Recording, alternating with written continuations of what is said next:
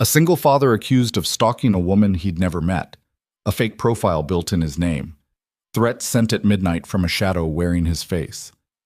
When Lena Rowan stormed onto Nolan Hayes' porch with a shotgun in trembling hands, she was certain she had found her tormentor. She was wrong.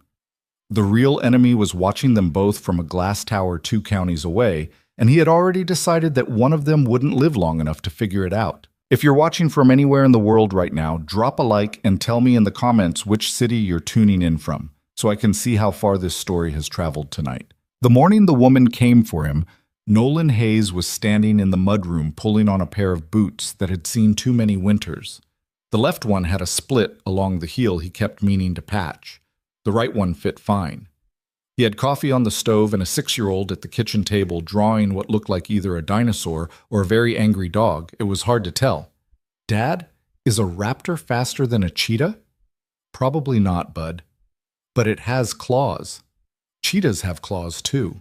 Eli considered this for a long moment, chewing on the end of his pencil. Then why do people care about raptors? Nolan almost laughed. He hadn't laughed much in the last 4 years, not really, not the kind that came up from the chest without asking permission first. But the kid did it to him sometimes.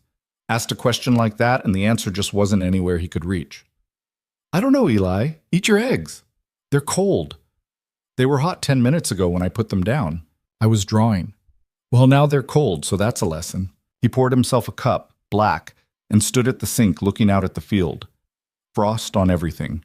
The kind of November morning in Missouri where the grass looked like it had been dipped in sugar and the breath came out of the horses in long white rivers when they walked. His father had built the house they were standing in.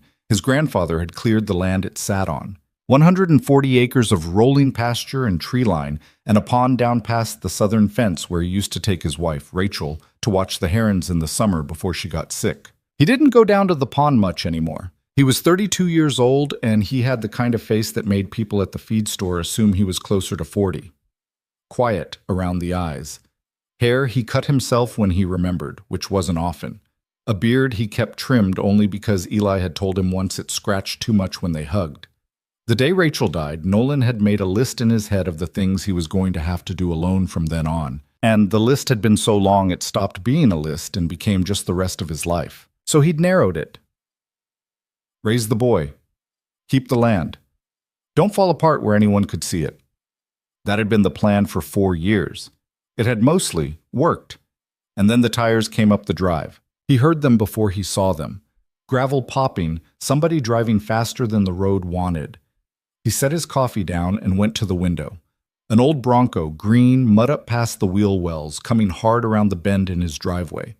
He didn't recognize it. He didn't recognize most vehicles these days. The people he knew drove the same trucks they'd driven in high school.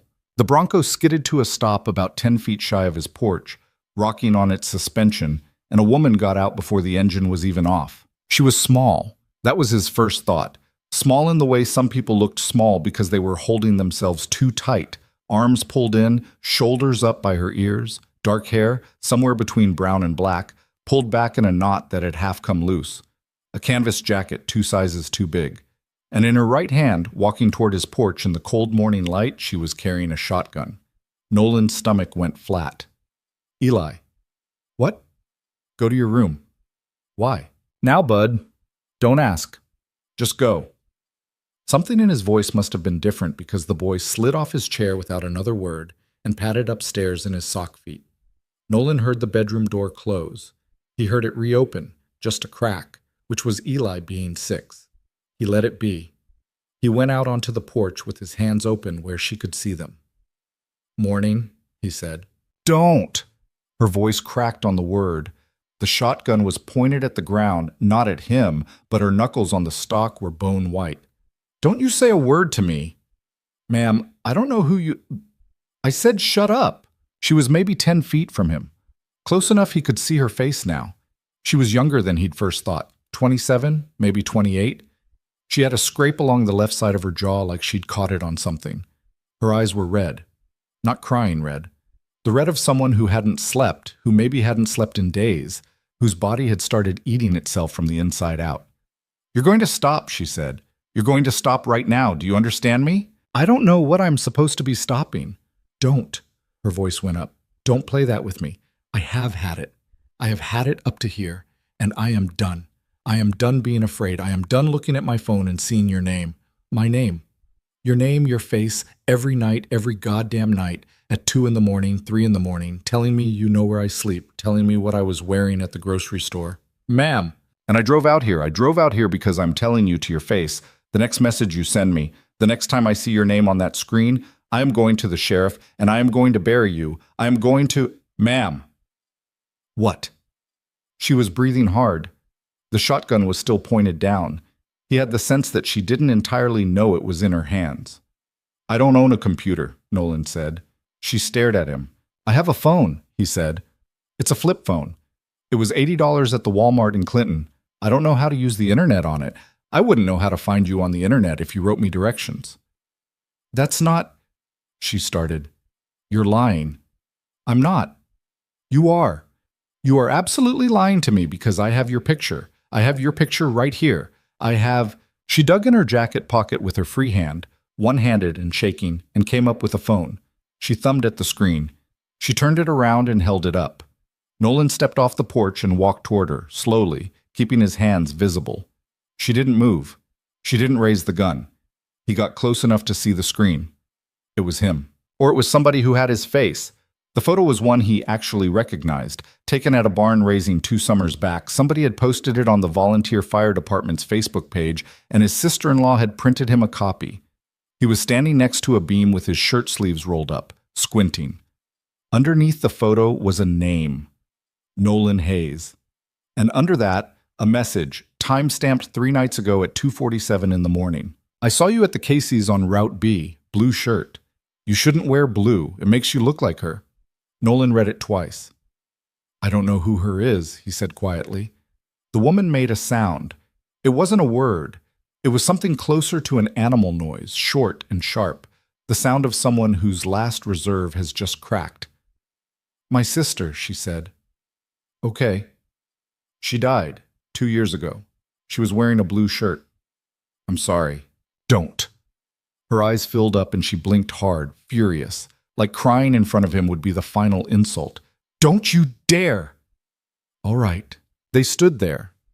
The wind moved across the field and pushed a piece of her hair into her face, and she didn't brush it away because both her hands were occupied, one with the shotgun and one with the phone, and Nolan understood suddenly that she had driven here ready to do something she couldn't take back. That was why the gun was still down. Some part of her, some small exhausted part, had been hoping he would give her a reason not to. What's your name? He said. Lena. Lena what? Rowan. Lena Rowan, I'm Nolan. You already know that part. He nodded, slow, toward the phone in her hand. Can I see that again? She hesitated, then she held it out. He looked at the profile. Nolan Hayes. His face. His name. A list of posts going back 6 months, maybe longer. He scrolled with his thumb, and the messages got worse as they went back. Descriptions of her house, of her car, of what she'd cooked for dinner on a Tuesday in September. Photographs he'd never taken, of a woman he'd never seen, walking into a grocery store, standing at a gas pump. There were 64 of them. He counted because counting was something to do with his hands besides shake. Lena, he said, I am going to tell you something, and I need you to hear me. I didn't write any of these. Somebody did. Yeah, somebody did, but it wasn't me. Then who? I don't know. That's not an answer. No, it isn't. He handed the phone back. She took it. She still didn't put the shotgun down, but something in her shoulders had dropped half an inch, and half an inch was enough that he could see she was cold, that the canvas jacket wasn't warm enough, that she'd come out of her house this morning with the kind of adrenaline that had forgotten to pack a coat. Do you want to come inside? He said. No. All right. I'm not coming in your house. All right, that's fair. You could have anything in there. I have a 6-year-old in there. That's what I have in there. Her mouth did something. It was almost a flinch. His name's Eli, Nolan said. His mother died when he was 2. He's upstairs right now because I told him to go upstairs, and he's probably got his ear against the door. And I would really like it if we could keep our voices down because he is a worrier, and he doesn't need another thing. Lena looked at the house. She looked at the porch. She looked at the windows, and Nolan watched her look. and he watched the thing in her face change. Not gentle, not forgiving, but realigning, the way a compass needle moves when it finds out the north. It was pointed at was wrong. "Put the gun in your truck," he said, "and I'll bring coffee out here. We can sit on the porch. There's a heater I can plug in. You don't have to come inside." She didn't answer right away. "Lena." "What? Please." She walked stiff-legged back to the Bronco. She opened the passenger door and set the shotgun on the seat, barrel down, careful, and he could tell by the way she handled it that she knew what she was doing with a gun, that it hadn't been a bluff. She shut the door. She came back and she sat on the top step of his porch with her arms wrapped around her knees like a girl half her age. He went inside. He poured 2 coffees. He called up the stairs. "Buddy, you can come down in about 10 minutes, okay? I'm on the porch with somebody. Everything's fine." "Who is it?" "A neighbor." "I don't know a neighbor." "Well, now we do. 10 minutes. Brush your teeth." "I already did." "Do it again." He carried the coffees out. He handed her one. He plugged in the space heater with the long orange cord he ran out through the kitchen window for exactly this, for early morning fence conversations with the guy who leased the North 40. He sat down on the step next to her, not too close, and he didn't look at her face because he could feel how much she needed to not be looked at. "When did this start?" he said. "March. March of this year." "Yeah, I moved out here in February. I bought the old Pritchard place." "That's right next to me." "I know, that's the point. That's why it's you." "It isn't me." "I know that now." Her voice was low. She wasn't looking at him either. They were both looking out at the field. "I didn't know it 5 minutes ago. I'm sorry about the gun. I'm not sorry I brought it. I'm sorry I pointed it." "You didn't point it. I was going to." "But you didn't." She drank some coffee. Her hand shook against the mug, and she used the other hand to steady it, and he pretended not to see. "I moved out here to get away from somebody," she said. "I'm not going to tell you who, because it doesn't matter, and because the whole reason I came was that I was done with people in my life knowing my business. I wanted a porch, and a dog, and a fence I could see over, and nobody who had my phone number. That was the deal I made with myself." "Okay." 3 weeks in, I started getting the messages. From me. From a person claiming to be you, saying you lived next door, saying you'd seen me unload my truck, saying... She stopped. She shook her head once. "Saying things nobody should know. Things about my sister. Things about the shirt she was wearing the day she died. I don't know how anybody knows those things. I've told maybe 4 people in my life. And the messages said I knew them. The messages said you knew them. Said you'd been watching me for a long time. Said you'd followed me from Kansas City. Said..." Her voice thinned out. "Said my sister was sloppy, and I was going to be sloppy too." Nolan set his coffee down on the step so he wouldn't break the mug. "I'm sorry," he said. "Don't." "I'm sorry somebody did that to you." I said don't. "Okay, okay." They sat. "Why me?" he said, after a minute. "Why my name? I'm nobody. I haven't been off this property in 2 weeks. I go to the feed store and I go to the school pickup line and I come home. Why would anybody build a fake me?" "I don't know." "You have to have thought about it." "I've thought about it every minute of every day for 8 months, Nolan." She said his name and it landed strange in her mouth, like she was trying it out for the first time as a real thing attached to a real man and not a shadow on a screen. "I thought it was because you lived next door. I thought it was because you were a widower and lonely and sick in the head. I thought..." She swallowed. "I thought the worst thing about any person is usually true, and that's what I thought about you." "That's fair?" "It isn't fair. It's just what I thought." Somewhere in the tree line behind the house, a crow started up, loud and ugly, and another one answered it from further off. "Did you go to the police?" Nolan said. "Yes." And nothing. "They took the report. They said they'd look into it. They said this kind of thing, from what they could tell, was just some guy playing around, and that unless I could prove you were the one behind the profile, there wasn't much they could do. They said I could get a restraining order. I said a restraining order against a ghost didn't do much. They said it was the best they could offer." "Did you believe them?" "No. Me neither." She looked at him for the first time since they'd sat down. Her eyes were gray. He hadn't noticed before. Gray and tired in a way that made him feel tired too. What do you mean you don't believe them? She said. I mean, this doesn't sound like some bored kid in a basement. This sounds like somebody who put time into it. Somebody who picked me on purpose and picked you on purpose and knew enough about both of us to make it stick. That's not bored. That's work. Somebody's working at this. Why? I don't know. Who would work at it? I don't know, Lena. Her jaw did the hard thing again. She looked back out at the field. The screen door creaked behind them. Nolan turned. Eli was standing just inside it, hair wild on one side from sleeping on it, holding the stuffed dog he only carried when he was nervous. Dad. It's okay, bud. Who is she? This is Miss Lena. She lives on the other side of the creek. Eli considered her through the screen with the grave, evaluating face of a boy who had decided a long time ago that he was in charge of keeping his father safe and did not entirely trust strangers to be anything but strangers. Hi, Lena said. Hi. That's a good dog. He's not a good dog. He bit me once. Oh, I'm sorry. It was okay. He was a puppy. He didn't mean it. Lena nodded, serious. Sometimes they don't mean it. Eli studied her another second. Then he opened the screen and came out onto the porch in his sock feet and sat down one step below them. Not close to her, not far, in the exact spot that said, I am watching this situation and I have not made up my mind about it yet. Nolan put a hand on the back of his son's head for a second and took it away. He's cute, Lena said, quiet to Nolan. He's a handful. I'm a handful, Eli said, not looking back. See? Something happened to Lena's face.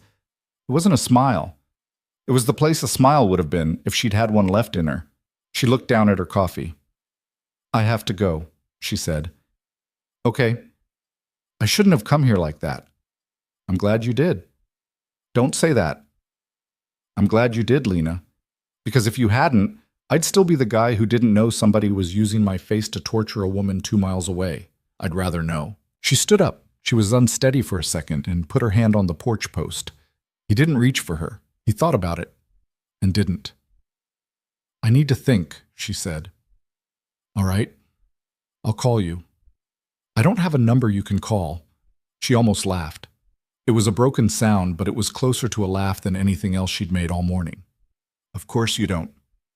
There's a number on the mailbox. Landline. Rings in the kitchen. A landline. Yeah, you really are from another century. I've been told. She walked down the steps.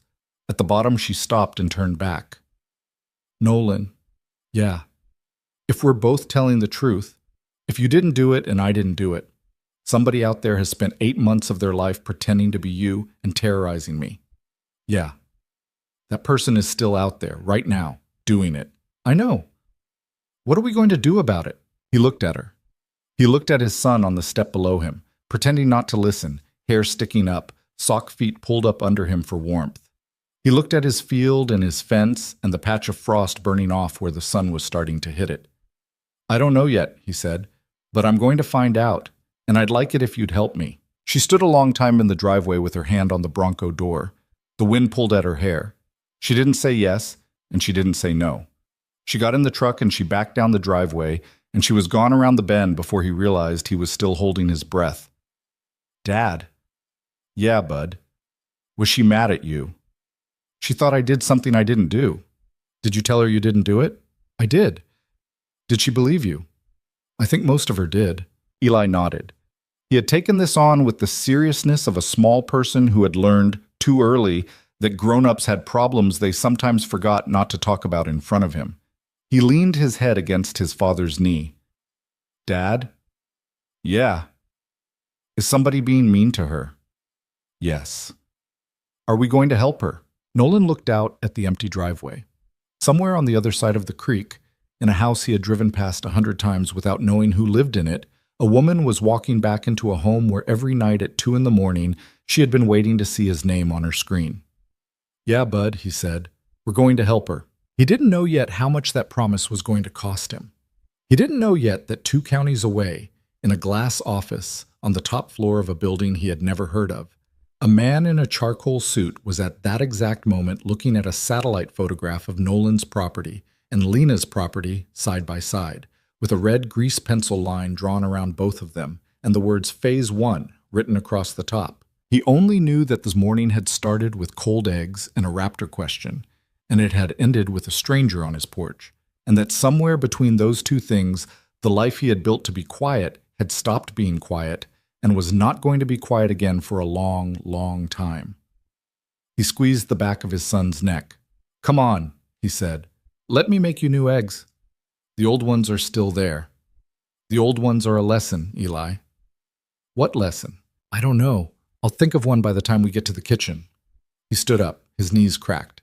He picked up the cold coffee mugs, his and hers, and he carried them inside, and he let the screen door close behind them with a small, tired sound that was the last quiet thing that house would hear for a while. The new eggs went the way of the old eggs.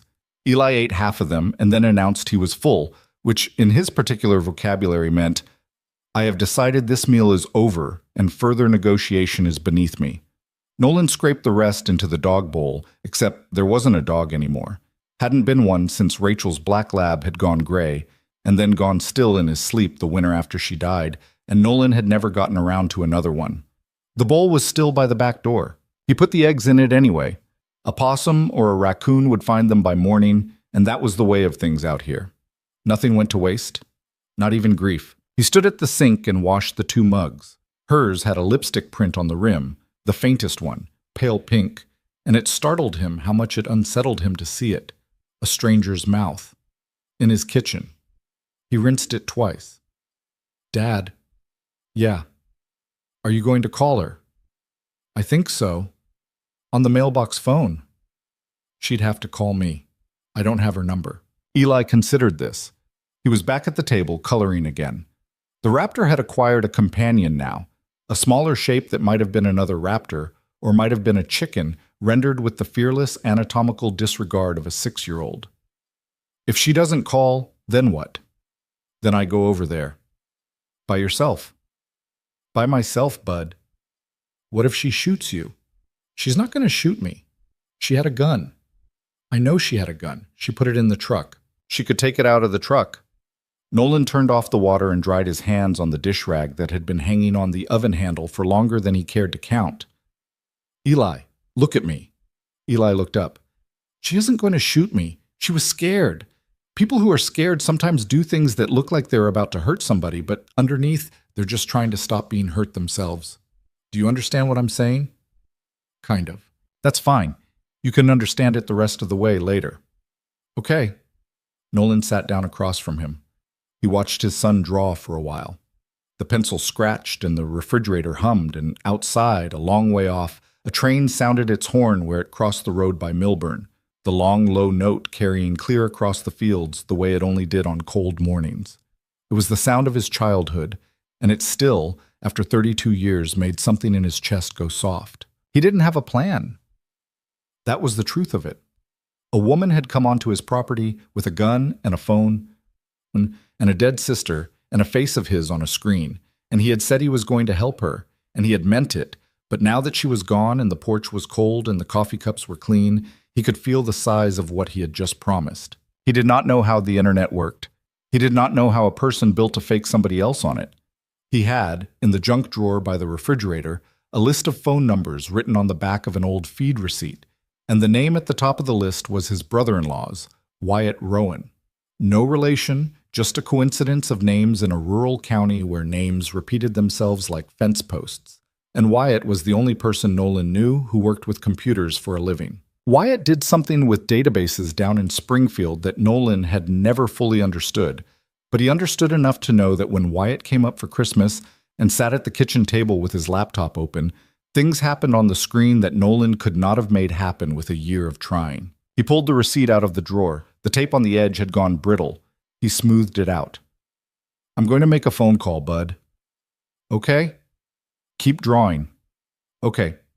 He took the receipt and the cordless phone into the mudroom and shut the door between him and his son. Not because he didn't want the boy to hear, but because he didn't want to have to pick his words around him. He dialed. It rang 4 times. "Hayes, this better be good. I'm in a meeting." "Wyatt." "Nolan?" "Yeah." "Jesus, man, what is it? Is Eli all right?" "He's fine. Everybody's fine. I need your help with something." There was a pause on the line. Nolan heard a door close on Wyatt's end, the muffled voices of an office falling away. Wyatt was a good man. He had married Rachel's sister, and he had stood at Rachel's grave with his hand on Nolan's shoulder for a very long time on a day Nolan could not remember much else about. And he had never, in the years since, asked for anything. "Go ahead," Wyatt said. "What do you need?" Nolan told him.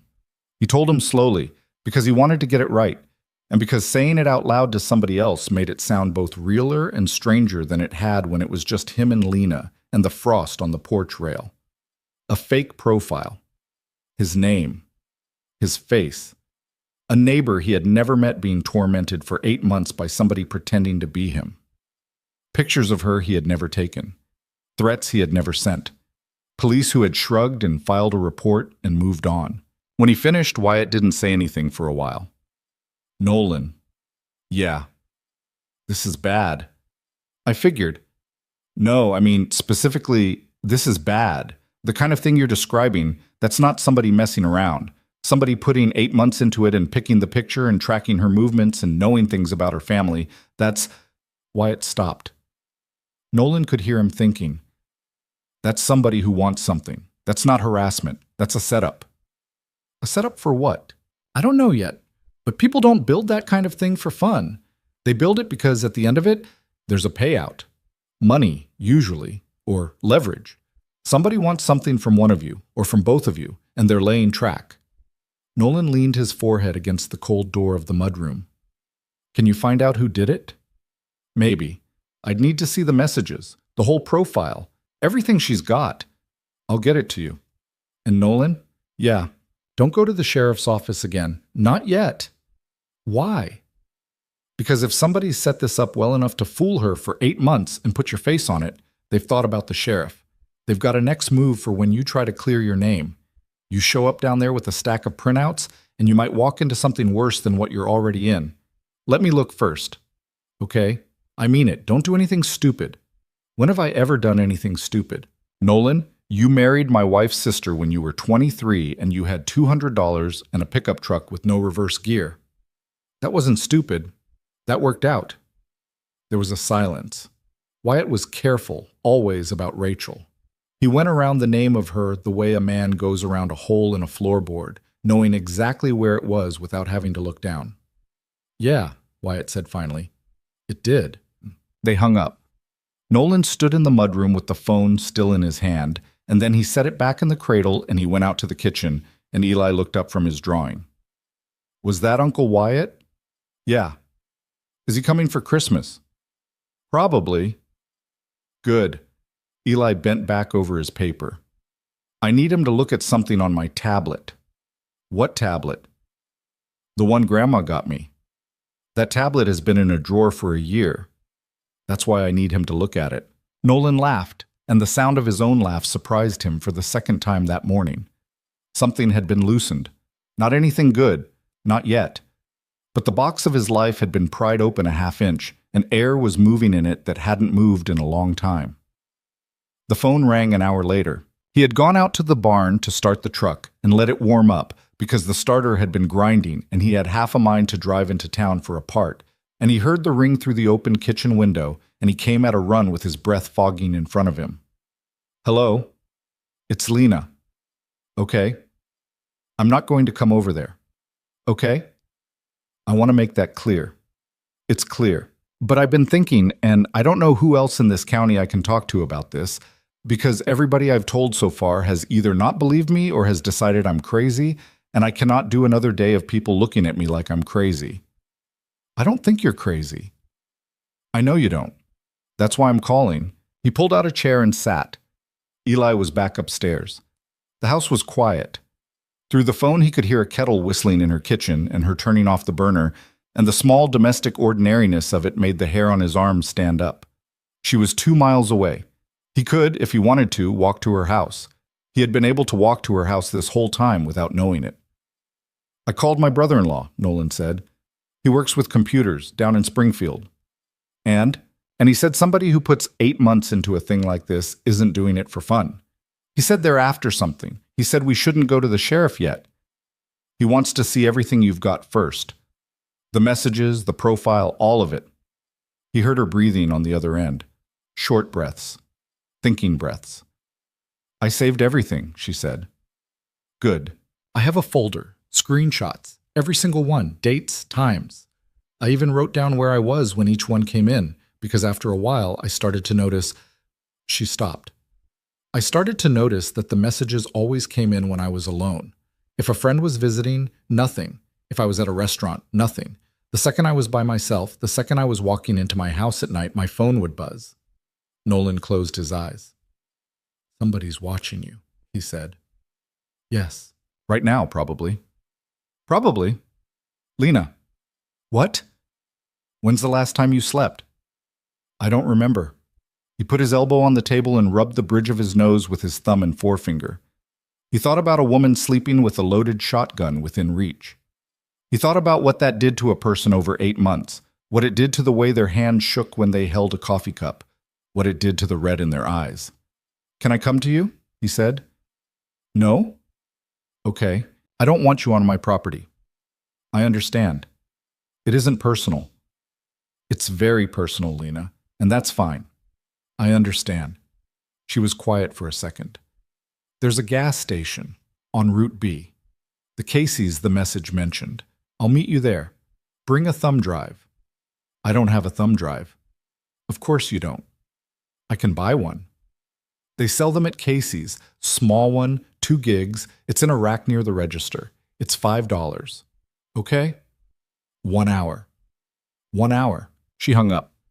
He looked at the phone in his hand and he realized he was smiling, a small, thin smile, and he did not entirely know why. Something about her. Something about the flat, no-nonsense way she handled a crisis that had broken her down to the studs. There was a spine in her. He could feel it over a phone line. He got Eli down from upstairs. He called his neighbor Merle, who was 71 and had been his father's best friend, and was, in practical terms, the grandfather Eli had never had, and he asked if the boy could come sit for an hour. Merle said of course, and asked no questions, which was one of the best things about Merle. And Nolan drove Eli the half-mile down the road and handed him off with a backpack and a juice box and a promise to be back by lunch. Dad? Yeah. If you don't come back by lunch, Merle said we can have pancakes for lunch. Oh, did he? Merle, leaning on his porch rail, offered a small, guilty grin. Be back by lunch, Eli said. I will. I mean it. I know you do, bud. He drove to Casey's. Route B was a 2-lane blacktop that wound through fields and woodlots and the occasional mobile home set back behind a chain-link fence, and the gas station sat at the intersection where Route B met the old highway, a square beige building with 4 pumps and a hand-lettered sign advertising breakfast pizza. He had been there 1,000 times. He had never once, to his knowledge, been photographed there. Her Bronco was already in the lot. She was sitting in it, watching the road. He pulled up 2 spots away and got out. It was 11 in the morning, and the sun had warmed the day up to where a man could stand outside in a flannel shirt without his teeth chattering, barely. He walked to her driver's side window. She rolled it down. She had put her hair up differently. Her face was scrubbed. She had slept, he thought, at least a little since this morning. Thumb drive, she said. Right. He went inside. He found the rack. He bought a $5 thumb drive from a teenager behind the counter who was more interested in his phone than in Nolan's face, which, given the circumstances, Nolan appreciated. He came back out. She got out of the Bronco with her phone in her hand. She leaned against the hood. He stood a respectful distance away, the way a man stands in line at a funeral home, not wanting to crowd. How do you want to do this? He said. Give me the drive. He gave it to her. She had brought a small laptop from her truck. She opened it on the hood and plugged the drive in. Her hands moved over the keyboard the way a mechanic's hands move over an engine, quick and sure, with a familiarity he didn't have and didn't pretend to. I'm copying everything, she said. The messages, the profile, the pictures. There's also a file with dates and times, and a second file with a list. A list of what? Things I started noticing after a while. Like I said on the phone, patterns. Okay, she typed for a minute. The pump next to them clicked as somebody finished filling a tank. A crow complained from the telephone wire. Nolan stood with his hands in his pockets and watched her work. You're very quiet, she said without looking up. I don't know what to say. You don't have to say anything. I'm sorry about this morning. You already apologized. I know. I'm just saying it again. She stopped typing. She looked at him across the hood of the Bronco. Up close, in daylight, without a shotgun in her hand, she had a mouth that wanted to be kind, he thought. Somebody had taught her not to let it. Nolan? Yeah. You did not do anything wrong this morning. I know. Then stop apologizing. Okay? She went back to typing. He watched a man at the next pump squeegee his windshield and get back in his truck and drive off. He watched a kid on a bicycle ride past the front of the store with a backpack bigger than he was. He watched the road. Done, she said. She pulled the drive out and held it up. He took it. Their fingers didn't touch. She had arranged them so they wouldn't. Send it to your brother-in-law, she said. Ask him to call me directly once he's looked at it. He can have my number, not my address. He won't ask for your address. I know he won't. I'm telling you anyway. Understood. She closed the laptop. She didn't get back in the truck.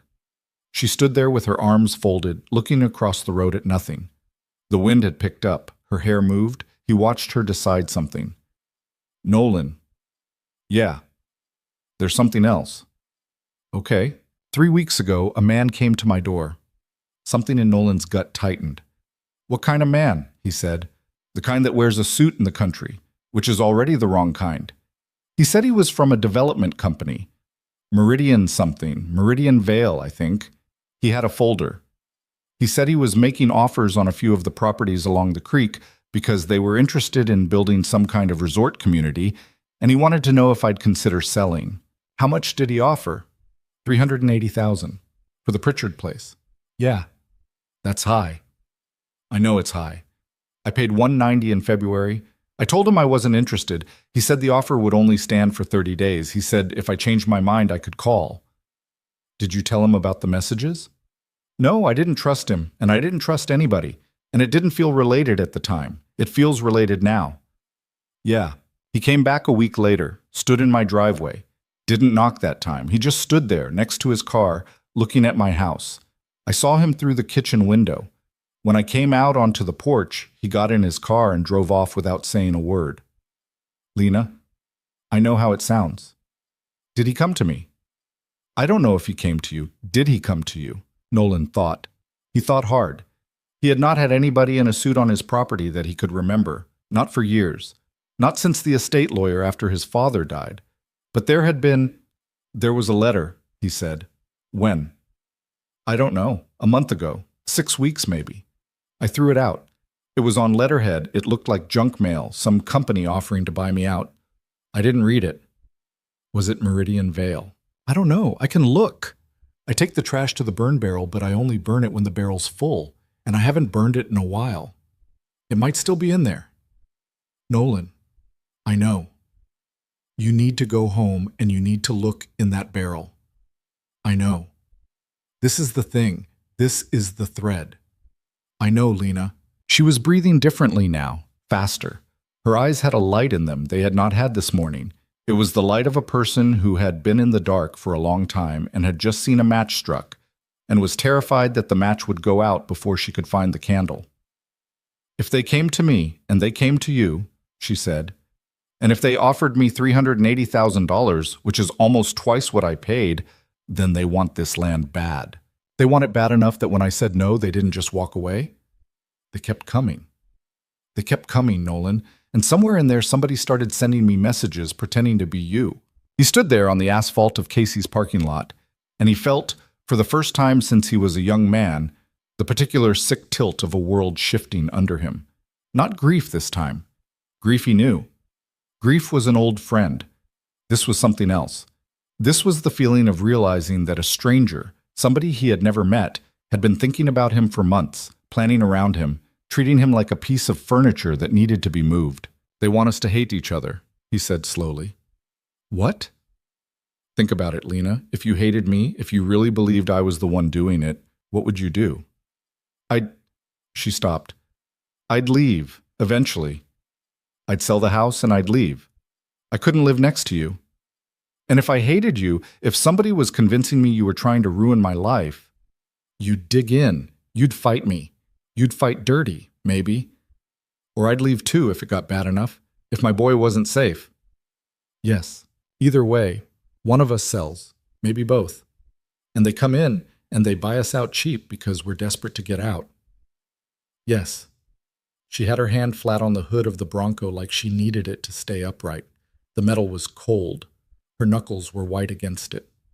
Nolan, she said, who does this? Somebody with a lot of money. Who? I don't know yet, but we're going to find out. She looked at him. She looked at him for a long time. Something in her face was rearranging itself. Not trust, not yet. Trust was a long road, and he understood that. But the part of her that had been keeping him in a small, dark box marked enemy was, he could see, letting him out of it. I'm going to go home, she said, and I'm going to bolt my doors, and I'm going to wait for your brother-in-law to call me. Okay? If anything happens tonight, if anybody comes to my house, if any new message comes in, call me. Landline rings in the kitchen. I'm going to write that number on my hand. Do that. She got in the Bronco. She started it. She rolled down the window one more time before she put it in gear. Nolan? Yeah. That barrel. Go look in it. Tonight. I will. She pulled out. He stood in the parking lot for another minute with the thumb drive in his fist, so tight it was printing into his palm. Then he got in his truck and he drove home. He picked up Eli. He ate the pancakes Merle pressed on him because refusing Merle's pancakes was an insult in the local dialect, and he drove the boy home with syrup on his fingers and a new drawing in his backpack. Eli fell asleep in the passenger seat on the short drive, his head against the window, mouth open, a small snore. Nolan watched him in quick glances between watching the road and the love he felt for his son in that moment was not the soft love of cards and calendars. It was the hard love of a man who had just realized somebody was coming for his house, and therefore coming, eventually, for his child. He put Eli down for a nap on the couch. He covered him with the quilt Rachel's mother had made, the one with the 9-patch squares in faded blues and yellows, and then he went outside to the burn barrel. It sat at the edge of the pasture 50 feet from the house, a rusted 55-gallon drum with a grate over the top that his father had welded on 40 years ago. It was half full. He dumped it out onto a tarp, old mail, grocery circulars, a catalog from a tractor parts place, a notice from the county about property taxes. He went through it piece by piece, flattening each envelope out, and he found it near the bottom. A white business envelope. Good paper. His name and address printed, not handwritten. The return address embossed in a dark navy blue. Meridian Vale Holdings, LLC. Suite 1400, Kansas City, MO. His hands were not entirely steady when he opened it. The letter inside was 2 pages. The language was careful. They represented a consortium of investors. They had identified his property as being of interest for a proposed mixed-use development, emphasizing, and here the prose turned slick, the preservation of the pastoral character of rural Missouri while offering contemporary amenities to a discerning clientele.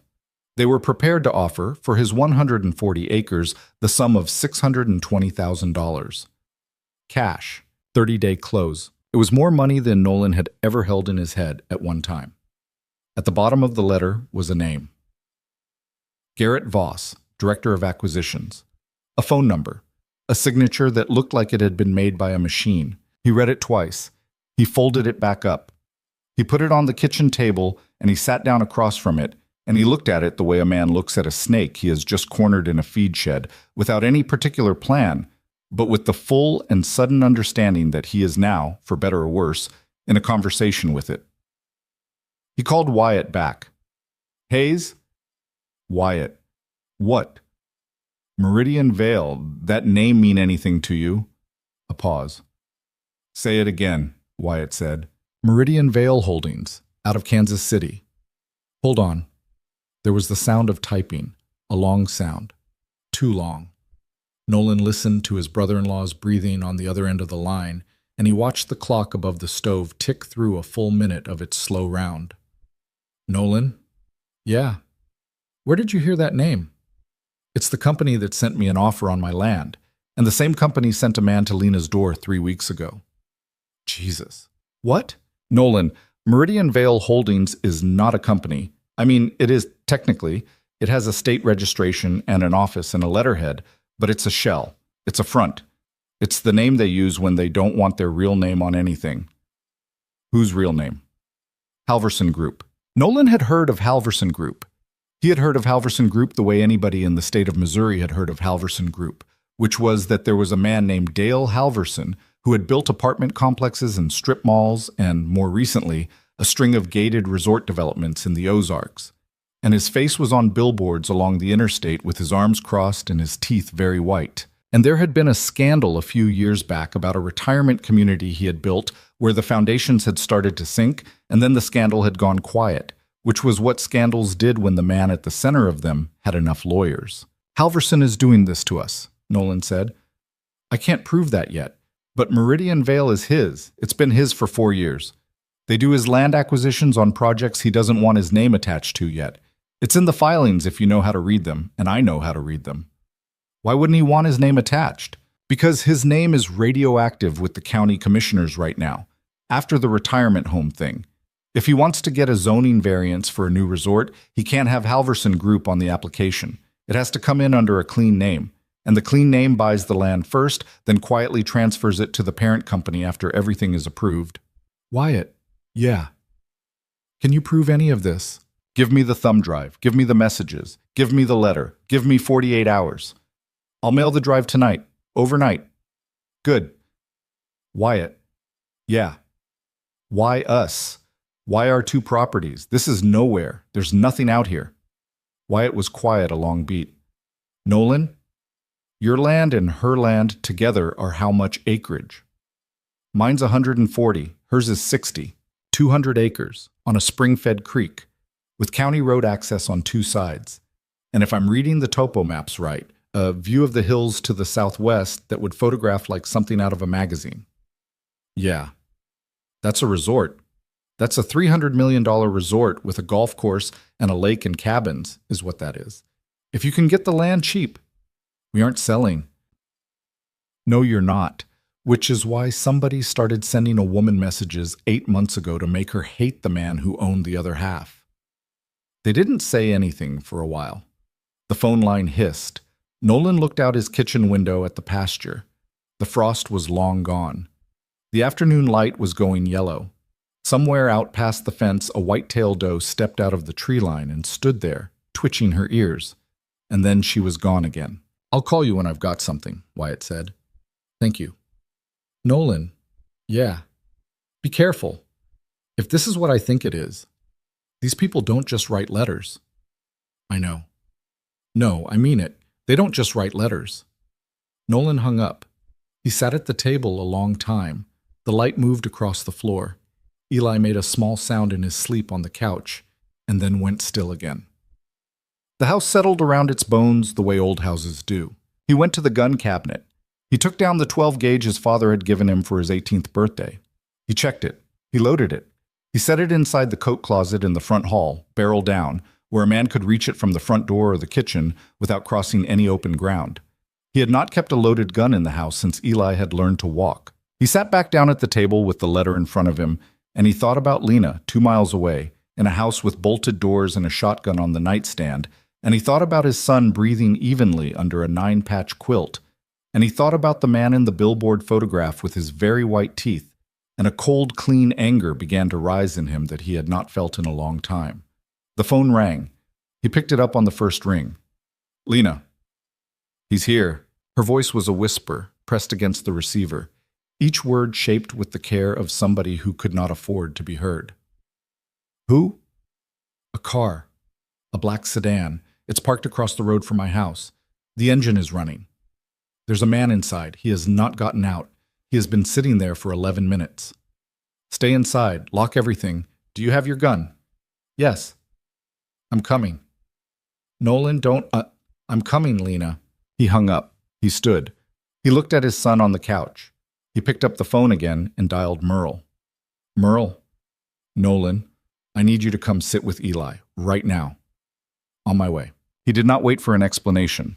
He hung up and went to the closet and took down the 12-gauge, and he checked it again because his father had taught him to check a loaded gun twice, even if you had loaded it yourself. And he took the keys to the truck off the hook by the door, and he stood in the doorway between the living room and the hall, looking at his sleeping boy. "I'll be back," he said, to the quiet house. Then he went out into the yellow afternoon and he got in the truck and he drove toward Lena's. The drive to Lena's place was 2 miles as the crow flew and 4 by road, because the creek cut between the two properties and the only bridge was a 1/4 mile north, a concrete slab the county had poured in 1978 that everybody called the low water bridge because it wasn't. In a hard rain, it went under. Nolan took it at 40 and felt the truck lift for a second where the concrete dipped toward the water, and then he was across, and the road bent left around a stand of cedars, and her driveway came up on the right. He slowed before he got to it. He killed the headlights, which he didn't strictly need yet because the sun was still up, but he wanted the engine to be the only warning, and he wanted to see the black sedan before it saw him. He saw it. It was parked on the shoulder opposite her driveway, pulled half onto the grass. A newer car, clean, the kind of clean that told you it had never been driven on a gravel road until this afternoon. The windows were tinted. He couldn't see the driver. The engine was running. A thin ribbon of exhaust rose from the tailpipe into the cold air and went sideways in the wind. Nolan pulled his truck in behind it, close enough that the sedan couldn't back out without hitting him. Then he got out, and he left the 12 gauge in the rack behind the seat because he didn't want to be the man who walked up to a stranger's car with a shotgun in his hands. And he walked up the driver's side in the gravel with his hands loose and visible. He tapped on the window with one knuckle. For a long second, nothing happened. Then the window came down, smooth and slow, and a man looked out at him. He was in his 40s, clean-shaven, hair graying at the temples in a way that had been expensive to arrange. He had the kind of face that sold you a used car and then sold you the extended warranty on top of it, and underneath, behind the professional blandness, something harder, something that had done harder things than sell cars. "Help you," the man said. "You lost." "No, sir, because this is a private road past the mailbox. And across the road from the mailbox is a shoulder that belongs to the county, but the county doesn't much like people idling on it. I'm waiting for somebody." "Who?" The man smiled. It was a smile that used only the corners of the mouth. "That's not your business, friend. I'm making it my business." "Are you?" "I am." They looked at each other. The wind moved through the cedars across the road, and somewhere a dog barked twice and stopped. The man's eyes went down Nolan's flannel shirt and his muddy boots and came back up to his face, and whatever he saw there made him rethink for a second the length of the conversation he wanted to have. "You're Hayes," the man said. "I am." "Didn't figure I'd meet you today." "I didn't figure I'd meet you either. What's your name?" "Doesn't matter." "It does to me." "Sure it does." The man looked past Nolan at Lena's house, the front porch, the curtain that had moved once behind the living room window and had gone still. He looked at it the way a man looks at a property he has decided is already his. "You know, Mr. Hayes, you seem like a reasonable person. I'd like us to have a conversation sometime, you and me. Not today. Today I'm just sitting here, but sometime soon. Get off this road. It's a county shoulder. Get off this road." The man smiled again, that same corner-of-the-mouth smile, and he put the window up, smooth and slow, the way he had brought it down. He put the car in gear. Nolan took 2 steps back.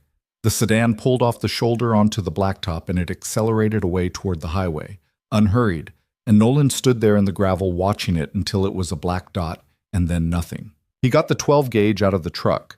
He carried it low along his leg, barrel down, and he walked up Lena's driveway. She opened the front door before he reached the porch. She had the shotgun in her hands, muzzle down. She looked at him, and she looked at the county road behind him, and she looked at the gun in his hand, and she stepped back from the doorway and said, "Come in, please. Just come in." He came in. Her house was small. A little rectangle of rooms, the kitchen opening off the front room, a hallway going back toward what he assumed were the bedroom and bath. The floors were wide pine boards somebody had refinished well. The wood stove in the corner was going, a small orange light at the damper, and the whole place smelled like cedar smoke and coffee and the faint, clean smell of a house lived in by a woman who did not have time to let it get dirty. She bolted the door behind him. 2 bolts, a chain. "He's gone," Nolan said. "For now." "For now?" "Did he say anything?" "He knew my name. Didn't give me his.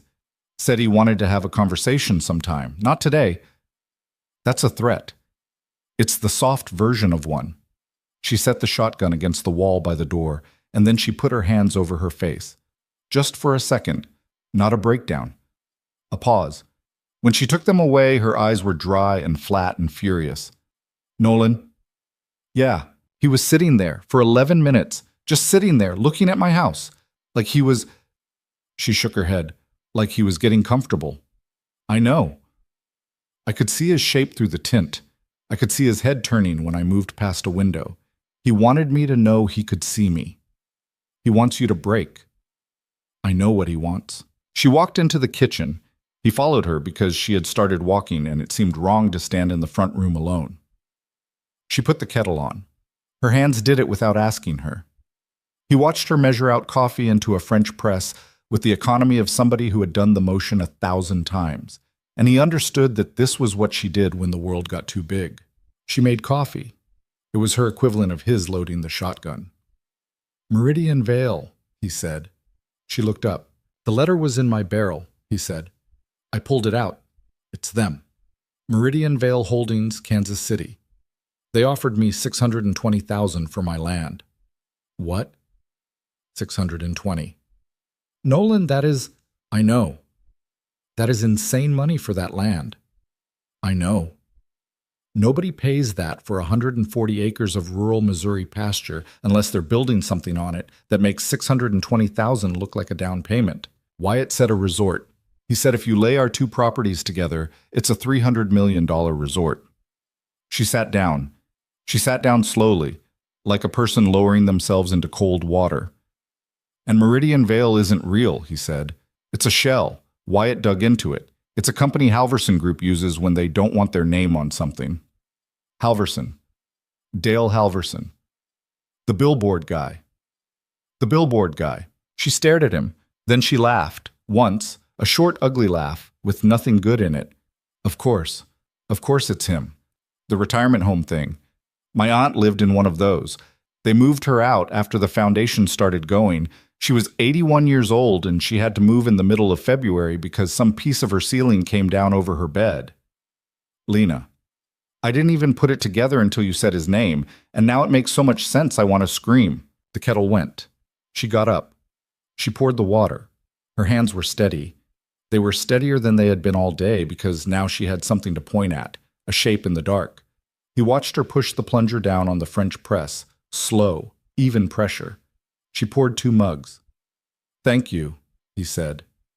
Don't. Okay. She set his mug in front of him. She sat down across the table. The wood stove ticked in the other room as a piece of wood shifted inside it. What do we do? She said. Wyatt has 48 hours. He wants to look at everything before we go to anybody. The thumb drive, the letter, the messages. 48 hours is a long time when there's a man sitting across the road. I know. He'll come back. I know. Maybe not tonight, but tomorrow, or the night after. I know, Lena. She looked at him across the table. She took a sip of her coffee. You can't sit out there on that road for 48 hours. I know. You have a kid. I know. So what are we going to do? He thought about it. The light through her kitchen window was going orange now, the last good light before dusk, and it cut across the table between them and lit up the steam off the coffee cups. You can't stay here alone, he said. I'm not leaving. I didn't say leave. What are you saying? I'm saying somebody needs to be here at night, that's all, not me. You made yourself clear about that, and I understand. Then who? Merle. Who's Merle? Neighbor, 71. Watched Eli for me today. He was my father's best friend, and he's been in and out of that shotgun for longer than I've been alive. He'll come sit on your porch in a rocking chair and drink coffee and watch the road, and anybody who comes up that driveway with bad intentions is going to find that the first person they meet is a man who doesn't bluff. Nolan, I can't ask. You're not asking. I am. I don't know him. You'll know him in 10 minutes. He's that kind. She looked at her coffee. She turned the mug in her hands. He could see her running through the shape of this, measuring the cost of letting another man she didn't know onto her porch against the cost of sitting here alone at 2 a.m. with a shotgun across her knees and a phone that might buzz. One night, she said. One night. Then we see. Okay. I'm going to call him. Okay. He used her phone, which was a cordless with a cracked casing. Merle picked up on the second ring. Nolan did not explain all of it. He said there was somebody worrying a neighbor, and the neighbor needed an overnight, and he, Nolan, needed Merle to be that overnight. Merle said he'd bring his thermos and his .30-06 and be there inside the hour. Nolan thanked him. He hung up. "What's your address for him?" he said. "He'll need it to find the driveway. 4623 County Road N." He called back. He gave the address. He hung up again. "He's coming," he said. "Okay." And then, tomorrow, we start. Start what? We start looking. At what? He sat back in the chair. He turned his own mug in his hands the same way she was turning hers. "My grandfather cleared this land in 1943. He fought in the Pacific and came home and bought it with a loan he never should have gotten because he had nothing, and he spent 20 years paying it off. The papers for all of that are in a filing cabinet in my barn. Deeds, surveys, boundary markers, every piece of correspondence he ever had with the county. I have never once looked through that cabinet because I didn't need to. The land was the land. Everybody knew where the line was, the oak tree at the corner, the cedar post by the creek. Okay. If Halverson is trying to buy us out, somewhere in the story is the reason he thinks he can. There's going to be something about our land, or the line between our two properties, that he's counting on. Some old survey problem, some record that was never filed. Some way to make a claim that, if we don't know the history, we won't be able to fight. People like him, Wyatt says, they don't just make offers. They also make sure that if you say no, there's a knife at your back. So we look at the records. We look at the records, every scrap, mine and yours if you have any, old plat maps, county tax records, anything we can find. And we walk the boundary, together. We find every old marker still in the ground, and we take a picture of it. If he's trying to redraw the line between us, we find out first. When? First light. Tomorrow. Tomorrow. She nodded, slow. She drank her coffee. She set the mug down. Nolan. Yeah, I haven't walked the boundary of my land since the day I bought it. And even then the realtor did it, and I just followed her. I don't know what I'm looking for. I know what you're looking for. Okay? I'll show you. Okay? She was quiet a long moment. Her eyes had gone somewhere else, some middle distance he couldn't follow her into, and then they came back. You're being very calm about this, she said. I'm not calm. You look calm. That's because my father was a very calm man, and I learned from him that when something bad is happening, you don't give it the satisfaction of watching you come apart. You come apart later, when you're alone. That's not healthy. No, it isn't.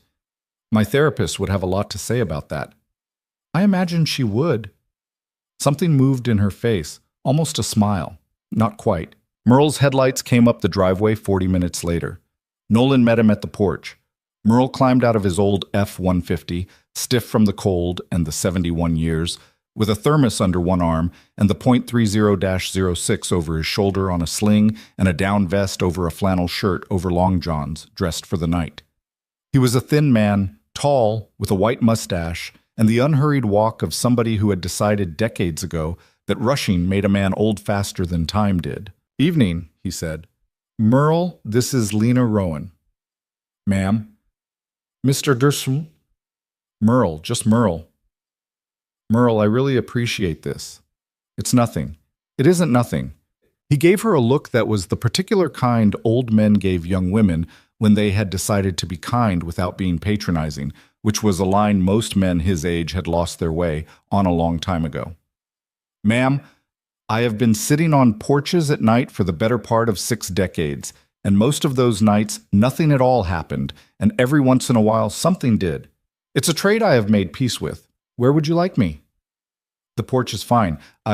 There's a rocker. A rocker is all I require. I'll bring you blankets. That would be appreciated. She went inside. Merle looked at Nolan. The look they exchanged was the look of 2 men who had known each other since Nolan was in a car seat and did not require a lot of words to cover ground. Bad, Merle said quietly. Yeah. How bad? Halverson bad. Merle's face did not change, but his eyes did, a slow tightening around the corners. That kind of money is a different animal. I know. You got your boy. He's with you tomorrow if you can. Of course he is. Merle. Yeah. Thank you. Don't thank me, Nolan. Your father pulled me out of a combine in 1971. This doesn't come close to even. Lena came back with 2 folded blankets and a pillow. She set them on the rocker. She hesitated for a second in front of Merle, like a young person in front of a school principal, unsure what the protocol was, and then she stuck her hand out. Thank you. You're welcome. He shook her hand once, firm, and let go. I'll be right here all night. You get some sleep. I don't think I can sleep. Try. She went back inside. Nolan lingered at the porch rail a moment longer. Nolan? Yeah. Go home. See your boy. First light. First light. He drove home in the last of the dusk. The road had emptied out. No black sedan, no headlights behind him, nothing but the flat dark of a country evening and the first stars coming up over the ridge. Merle's truck was gone from his own driveway, of course, and when Nolan came through his kitchen door, Eli was at the table eating a sandwich Merle had left him, crust cut off, the way he liked it. Dad. Hey, bud. Merle said there's a lady you're helping. There is. Is she still scared? Less, I think. Good. Nolan sat down across from him. He watched his son eat. He watched the particular way Eli ate his sandwiches, which was to eat the center first in a spiral and leave the crust-adjacent outer ring for last.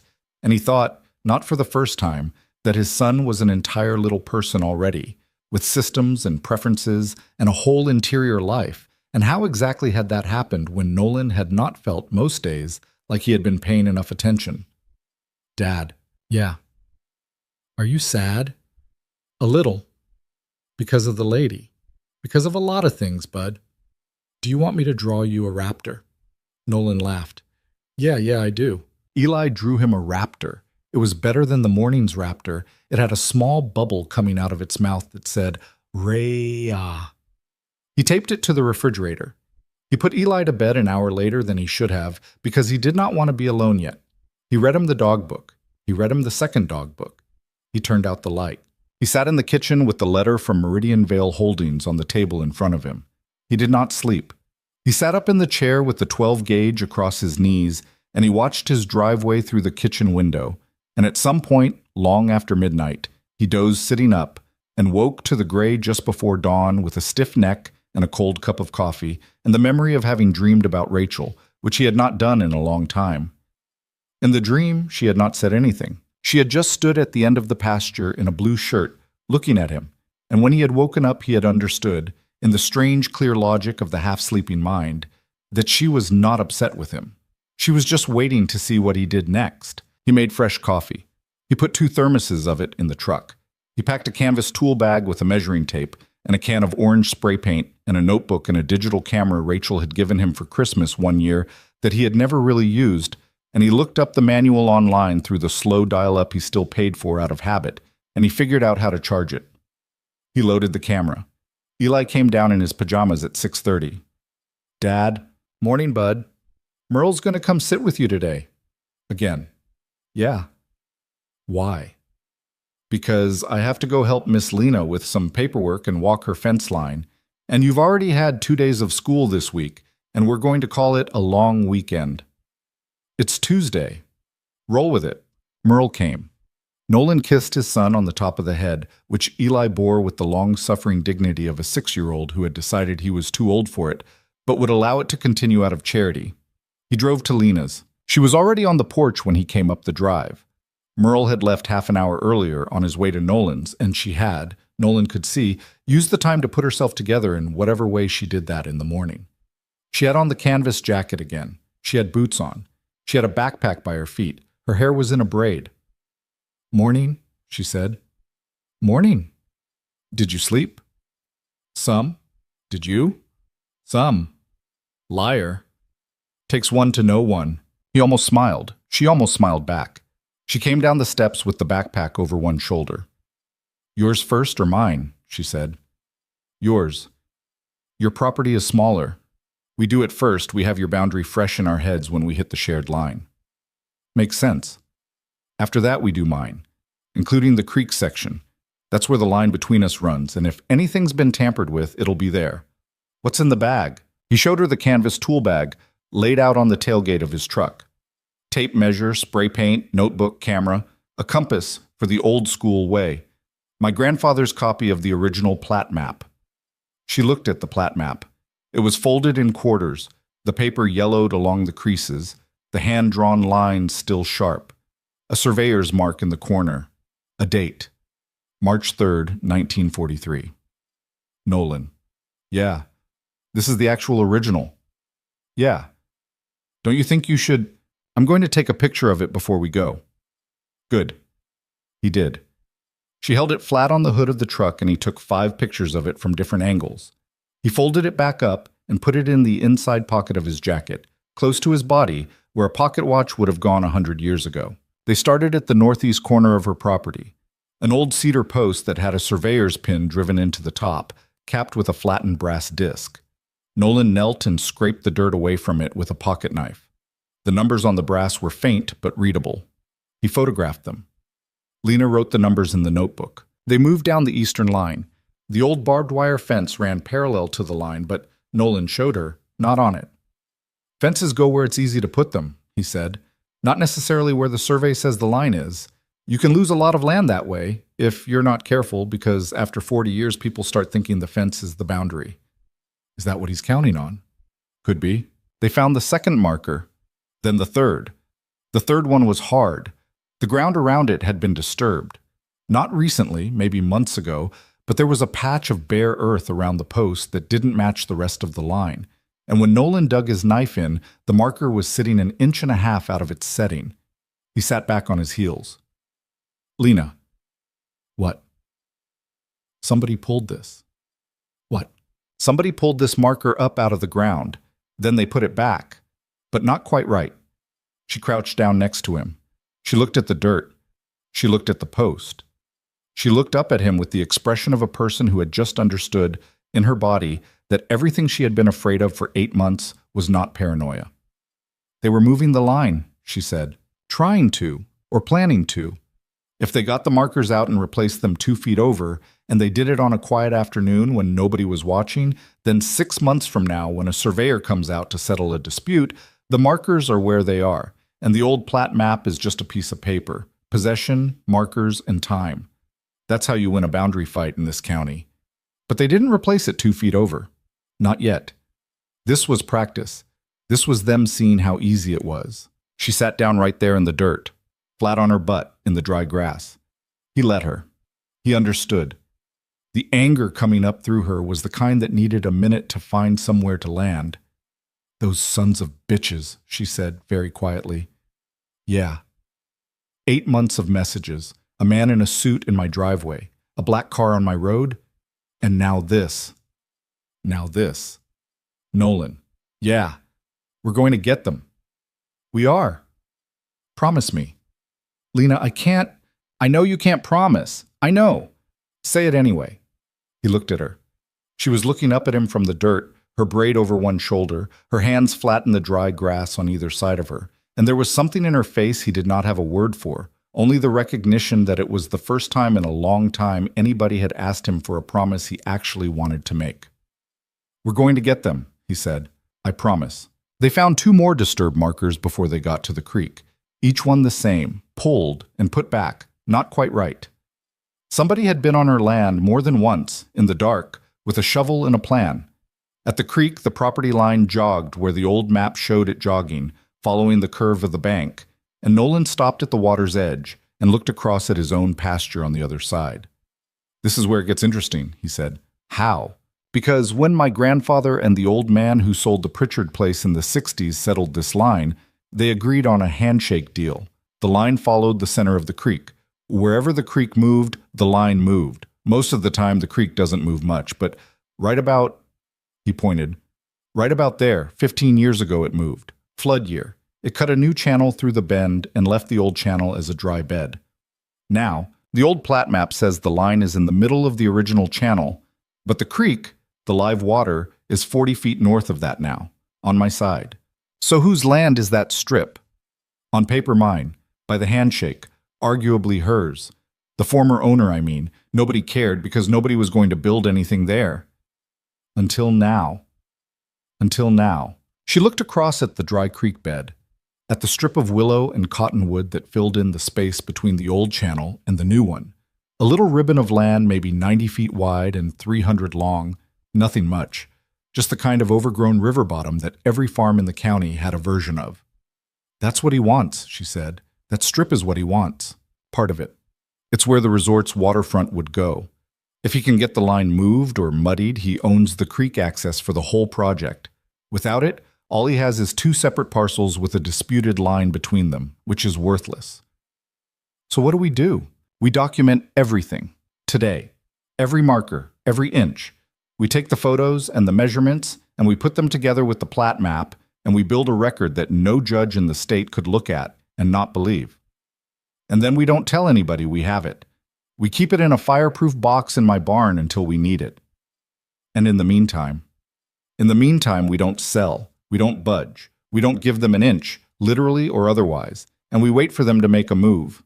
And if they make a move we can't predict, then we make one they can't predict either. They worked the rest of the morning. They worked into the afternoon. They found, along the disputed creek section, 3 stakes driven into the ground on the Pritchard side of the old channel, new stakes, orange plastic caps, the kind of stakes a surveyor put down when they were getting ready to file a new plat. None of them were marked with Lena's initials. None of them had been authorized by her. Somebody had put them there in the last few weeks, in a place nobody would see them, betting that by the time anybody did, the paperwork would already be in at the county. Nolan pulled them all, one by one. He put them in the bed of his truck. "Isn't that illegal?" Lena said. "They aren't legal stakes. They weren't put down by a licensed surveyor who informed the landowner. They're just pieces of wood somebody stuck in your ground." "You sound sure." "I am sure. My uncle was a surveyor." They were driving back toward her house with the stakes in the truck bed, the sun going low and red behind the ridge, when his phone rang. He dug it out of his pocket. "Wyatt." "Nolan, I'm only 30 hours in and I have to tell you something I did not expect to be telling you this fast." "Go." "The profile that's been harassing Lena, the metadata on the pictures, the server routing, the timestamps, all of it." "What?" "It's not just somebody hired to do this." "What do you mean?" "I mean, the pictures of her, the ones taken at the grocery store and the gas pump, were taken from inside a car registered to Meridian Vale Holdings. I found the company's fleet list in a filing. Same car, same make, same tint on the windows. I cross-referenced the shadow angles in the photos with the time of day, and I know where the car was parked each time." "Jesus." "Nolan." "Yeah, the messages aren't coming from some hired hacker in another state. They're coming from a man who works directly for Halverson. I've got his employee ID. I've got his badge photo. He's a mid-level guy at the Kansas City office. Title is Risk Mitigation Consultant, which is a nothing title, which means he's their fixer. His name? Garrett Voss." Nolan stopped the truck in the middle of the road. He put it in park. Lena looked at him. "That's the name on the letter," he said. "What?" "The offer letter for my land. Garrett Voss, Director of Acquisitions." There was silence on the line. "Nolan," Wyatt said, "the man who has been threatening her, pretending to be you, is the same man whose signature is on the letter trying to buy your land." "He signed the letter with his own name." "Yes." "Why would he do that? Why would he be that sloppy?" "Because he didn't think anybody would ever put it together. Because he didn't think a single father on 140 acres with a flip phone would ever sit next to the woman he'd been torturing and compare notes." Nolan sat in the middle of County Road N with the engine idling and the sun dying behind the trees and the stakes rattling in the bed of the truck, and he looked across the cab at Lena, and he said very quietly into the phone, "Wyatt." "Yeah." "We have him. You have a piece of him. The rest, you're going to have to fight for." "I know." "And Nolan." "Yeah. They're going to know soon that you know. People like this, they have eyes. You've pulled stakes today. You've been on her property with a camera. Somebody's going to notice. When they do, they're going to move." "How fast?" "Faster than you want." Nolan hung up. He looked at Lena. She was waiting, reading his face, and he saw her see the shape of what he had just been told even before he said it. "It's the same man," he said. "The one who sent you the messages. He's the one who signed the letter to me. He works for Halverson directly." She did not say anything for a long moment. She looked out the windshield at the empty blacktop ahead. Her jaw did the hard thing again, the clench and release, and he understood that she was not going to cry. She was not going to let herself. Not now. Not when they were this close to a shape she could finally put her hands on. "Then we stop waiting," she said. "We stop waiting. We take what we have, and we go to the county, and we make noise." "Yes?" "Loud enough that he can't quiet us all." "Yes." He put the truck in gear. The sun was gone behind the ridge now. The first mercury light came on in somebody's barnyard down the road. He drove her home, and he helped her carry the backpack and the camera and the notebook up onto the porch where Merle was already waiting in the rocker with his thermos and his rifle. And he did not kiss her, he did not touch her, because they had not arrived anywhere near that country yet, and neither of them knew the road. But he stood at the bottom of the porch steps a second longer than he had to, and when he looked up at her on the porch with the last red light on her face, she was already looking back down at him, and whatever passed between them in that second was not small, and both of them knew it, and neither of them said a word about it. He drove home. He put his son to bed. He sat at the kitchen table with the notebook open in front of him, and the camera beside it, and the letter from Meridian Vale Holdings at his elbow, and he began slowly and carefully to write down everything he knew, in a list that started with the words October 14th, first message, and went on from there. And he did not stop writing until the kitchen window showed the first gray of the morning coming up over the ridge. The list was 9 pages long by the time the sun was up. Nolan read it through once, sitting at the table with his cold coffee, and he crossed out 3 things that were opinion and not fact. And he added 4 things he had forgotten. And then he folded the pages together and put them in a manila envelope with the photographs from the camera, which he had downloaded to Rachel's old laptop with some difficulty and some cursing under his breath, and he set the envelope on top of the letter from Meridian Vale Holdings. And he stared at the stack of paper on the table the way a man stares at a fuse he has just finished wiring. He called Wyatt at 7. "Wyatt, I'm up. Go. I want to file a complaint with the county. Today." "Okay." "Not the sheriff. I don't trust the sheriff yet. I don't know who he eats lunch with." "Smart. Who do I go to?" Wyatt was quiet a second. Nolan could hear him on his end, drinking something, thinking. "County commissioner. There's 3 of them. The one in your district is a woman named Althea Brill. I looked her up this morning because I figured you'd ask. She's 74, served 3 terms, voted against the last 2 variance requests Halverson brought to the county, lost both votes because the other 2 commissioners outvoted her. She does not like him. That's the one. She won't be enough by herself, but she'll listen. And if she listens, and what you've got is as solid as you think it is, she can push for an emergency session. How fast? Depends on how mad she is when you finish. I can work with that." "Nolan?" "Yeah. Do not go alone." "I won't. Take Lena. Not for protection, for the county. Commissioners listen harder when they can see both people being hurt. 1 man on his own gets a restraining order. 2 people together get an investigation. Okay?" "And Nolan?" "Yeah. The second you file anything on paper, Voss is going to know within hours. He's got people inside. That's how he's been doing this for so long. The minute that complaint hits the clerk's desk, you and Lena become his next problem. Not a slow one, an immediate one." "I know. Get Eli somewhere safe." "Already figured that." He hung up. He called Rachel's sister Joelle, who lived 200 miles south in Rolla, and had been telling him for 4 years that he never let her see the boy enough, and he asked her if she could take Eli for a week. Not a visit. A week. He told her there was some trouble with a neighbor, and he needed the boy away from it. He did not tell her anything more than that, because Joelle was the kind of woman who loved her nephew and her dead sister, and was also the kind of woman who, if she heard the word Halverson, would call 3 cousins and a state senator before Nolan had finished the sentence, and that was not the shape of help he needed yet. She said she'd drive up that morning. She was on the road within an hour. He packed Eli a bag. The boy watched him do it, sitting on the bed with his stuffed dog in his lap. "Dad." "Yeah, bud. How long am I going to Aunt Joelle's?" "A week, maybe. Little more, maybe less." "Why?" "Because I have some things to do that are not for kids, and I would rather do them knowing you're eating cereal on her couch." "Is it about the lady?" "It's about the people who were bothering the lady." "Are Are they bothering you now? A little. Are they going to come here? Nolan stopped folding the small pair of jeans in his hands. He sat down on the bed. He put his arm around his son's shoulders, and he pulled him in so the side of his face was against the boy's hair, and he said quietly, because it was the only way he could say it at all, "Eli, I'm going to handle this. I need you to go have cereal on Aunt Joelle's couch for a little while so I can handle it all the way through without having to worry about anything at home. Can you do that for me?" "Yeah, that's my boy." "Dad?" "Yeah." "Are you scared?" "A little." Merle says being a little scared is okay. He said it's the people who aren't scared that scare him. Merle's right. I told him that. Good. Joelle arrived at 10:30.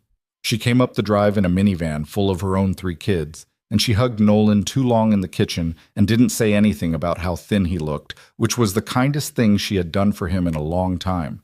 She loaded Eli in with her kids. She kissed Nolan on the cheek. "Whatever it is," she said, "call me when it's done, not before. I don't want to know in pieces." "Okay?" "And Nolan?" "Yeah." "Rachel would tell you to finish it." He nodded. He did not trust his voice. She got in the van and she pulled out, and Eli's small face in the back window got smaller, and then the van was around the bend, and then it was gone. He stood in the driveway a long moment. Then he went inside, and he washed his face, and he put on a clean shirt and the coat Rachel had bought him the last Christmas she was alive, because he wanted today to look like a man she would have recognized. He put the manila envelope in an old leather briefcase that had been his father's. He picked up Lena on the way into town. She was waiting on the porch again. She had on a dark sweater and jeans and boots, and her hair was down, and she had done something small with her face that he could not have named but could see. Some effort she had made for a room they were about to walk into. She saw him looking. "Don't," she said, getting in. "I wasn't." "You were." "Okay, I was. You look like you're ready." "I'm not ready. I'm dressed."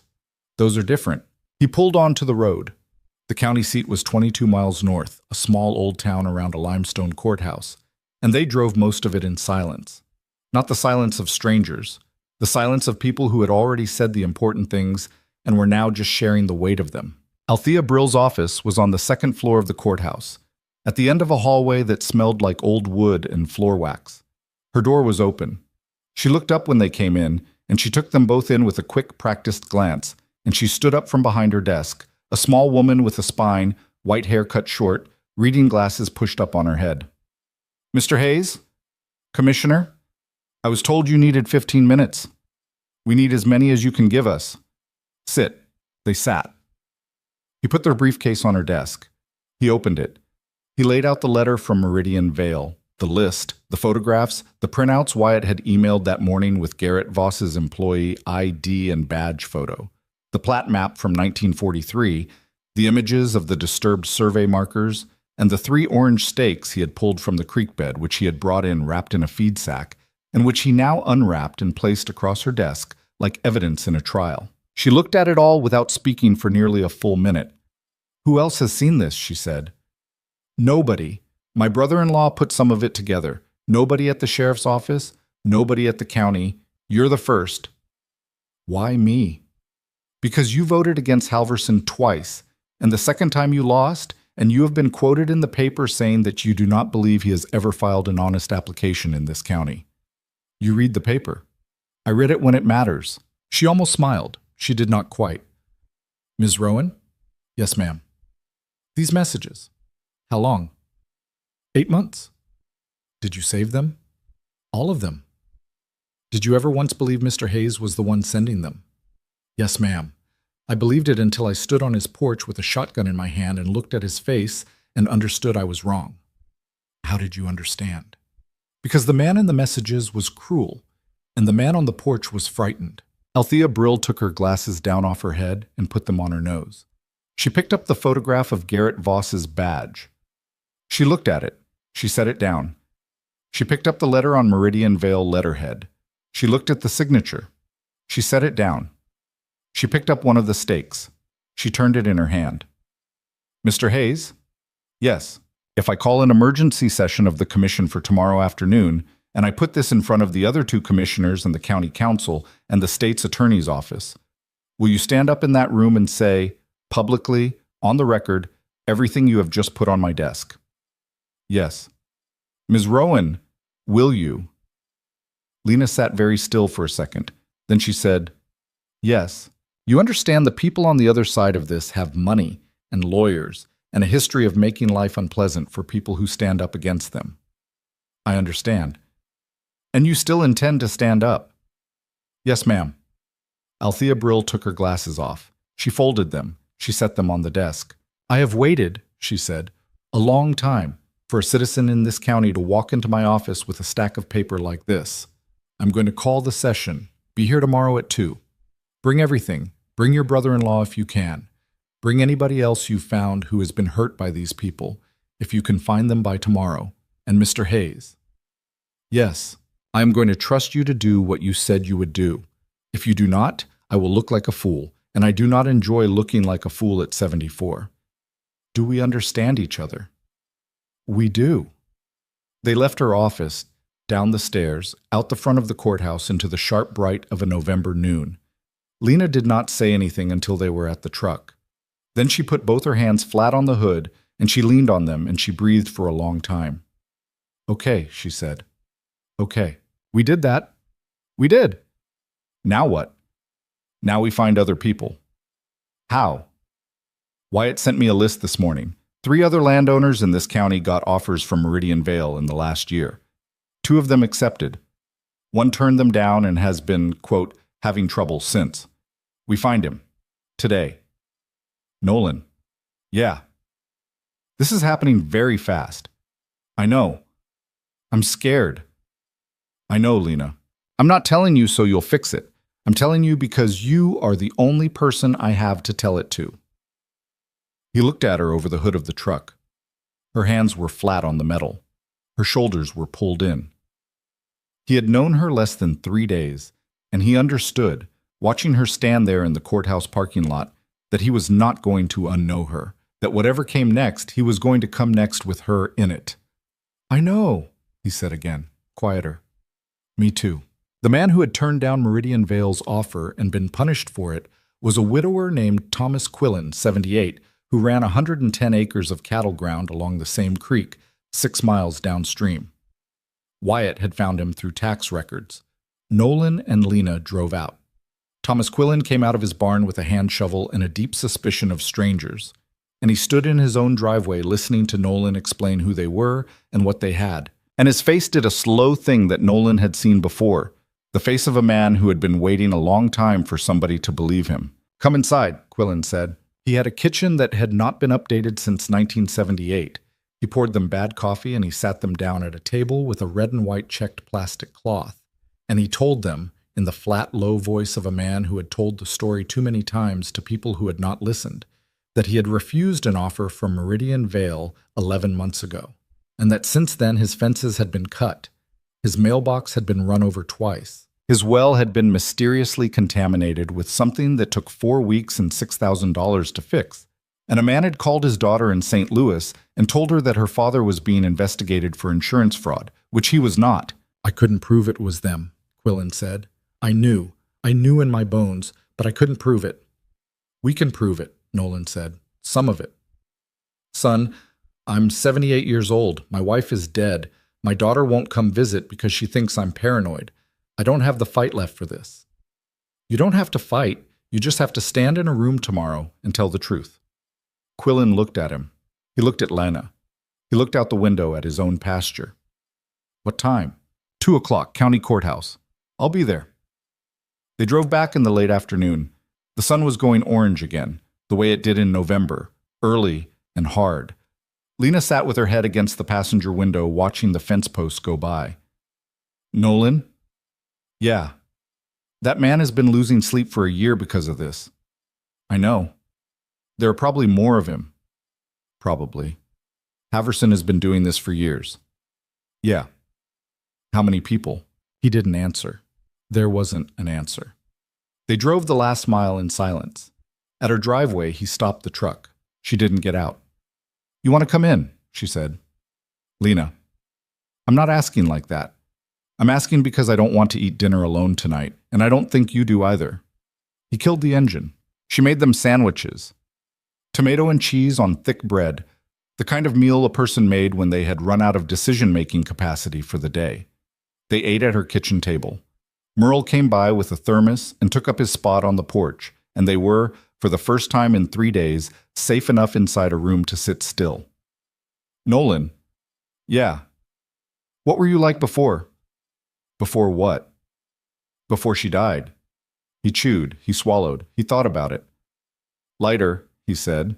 Tell me something lighter about you. I used to dance. You did not. I did. Rachel made me. We took a class, 1 night a week for 6 months. I was terrible, and she was good, and she thought it was the funniest thing that had ever happened to her. She used to put on a record in the kitchen at 10 o'clock at night and make me dance with her in front of the sink. What record? Anything. She wasn't picky. She just liked to move. What happened to the records? They're in a box in the attic. Nolan. Yeah. Take them out of the attic. Maybe I will. He did not promise her. She did not push him. They ate their sandwiches. Later, when the light was gone and the porch light was on, he stood up to leave, and she walked him to the door, and she put her hand on his wrist for exactly 2 seconds before she took it away again. Tomorrow, she said. Tomorrow. He drove home. He slept a little, not much. He was up at 5. He put on the coat again. He picked Lena up at noon. They stopped at Thomas Quillen's, and Quillen was waiting on his porch in a suit that had probably last been worn to his wife's funeral, and he climbed in the back of the truck cab without a word, and they drove to the courthouse together. The commission room was full. Althea Brill had not been idle. She had called the other 2 commissioners. She had called the county council. She had called a reporter from the local paper and a reporter from a Kansas City paper.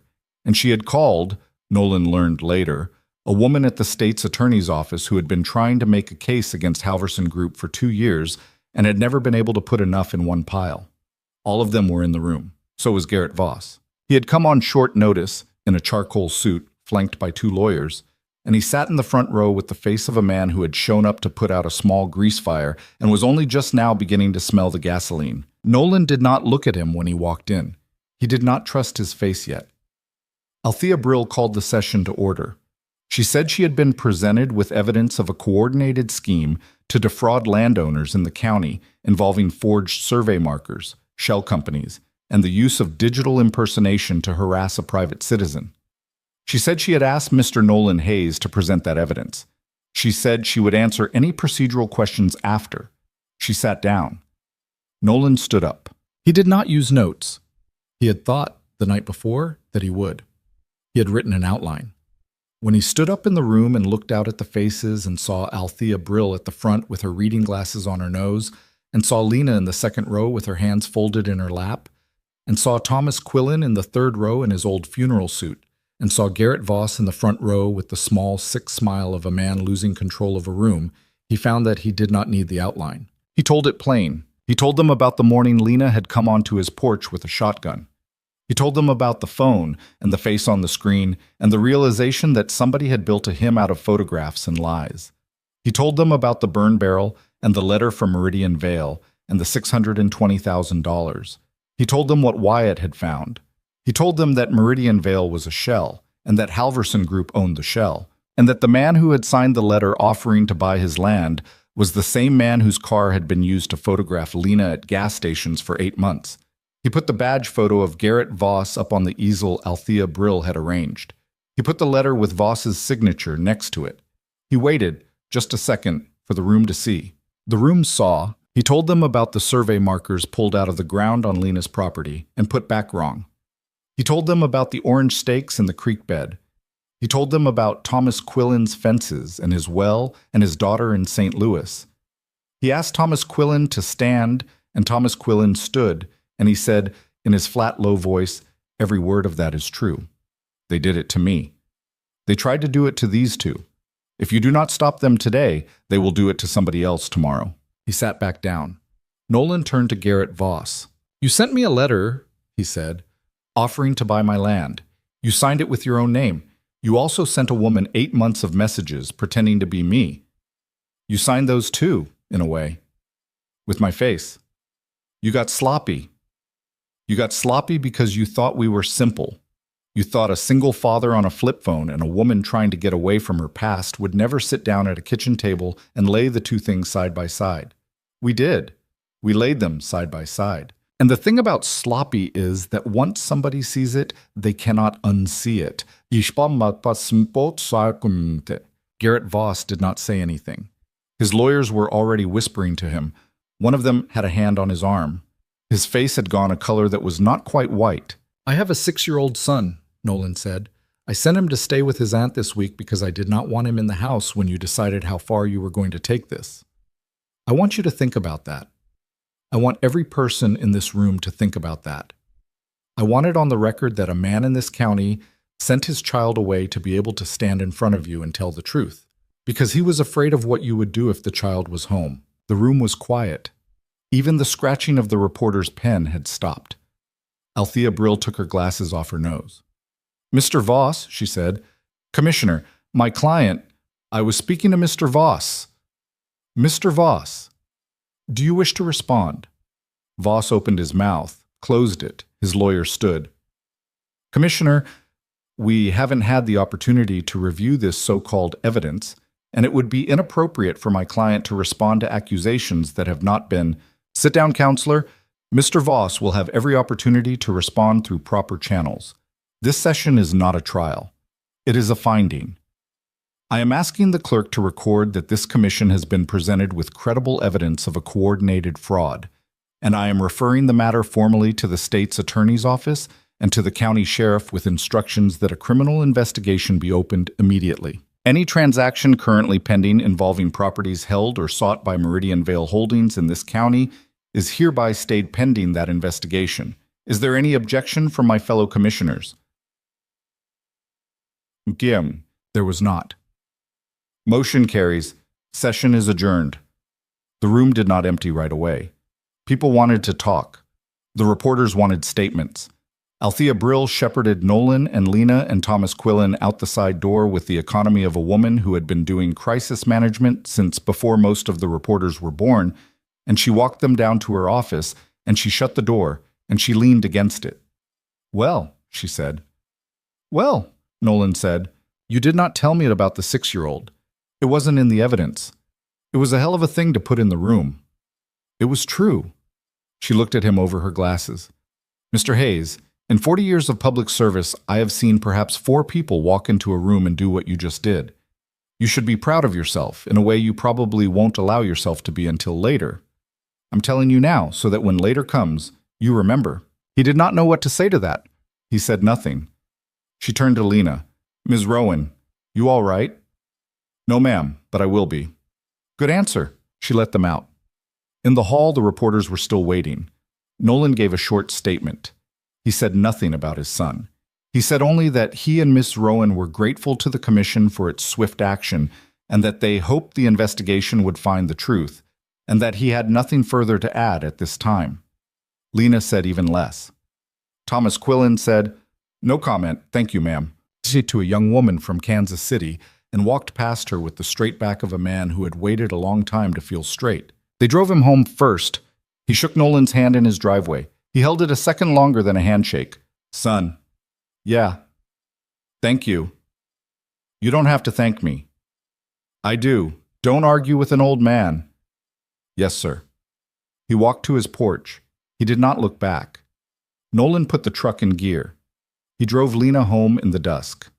Neither of them spoke for most of it. At her driveway, she did not get out right away. Nolan. Yeah. Is it over? The public part. The loud part. That's done.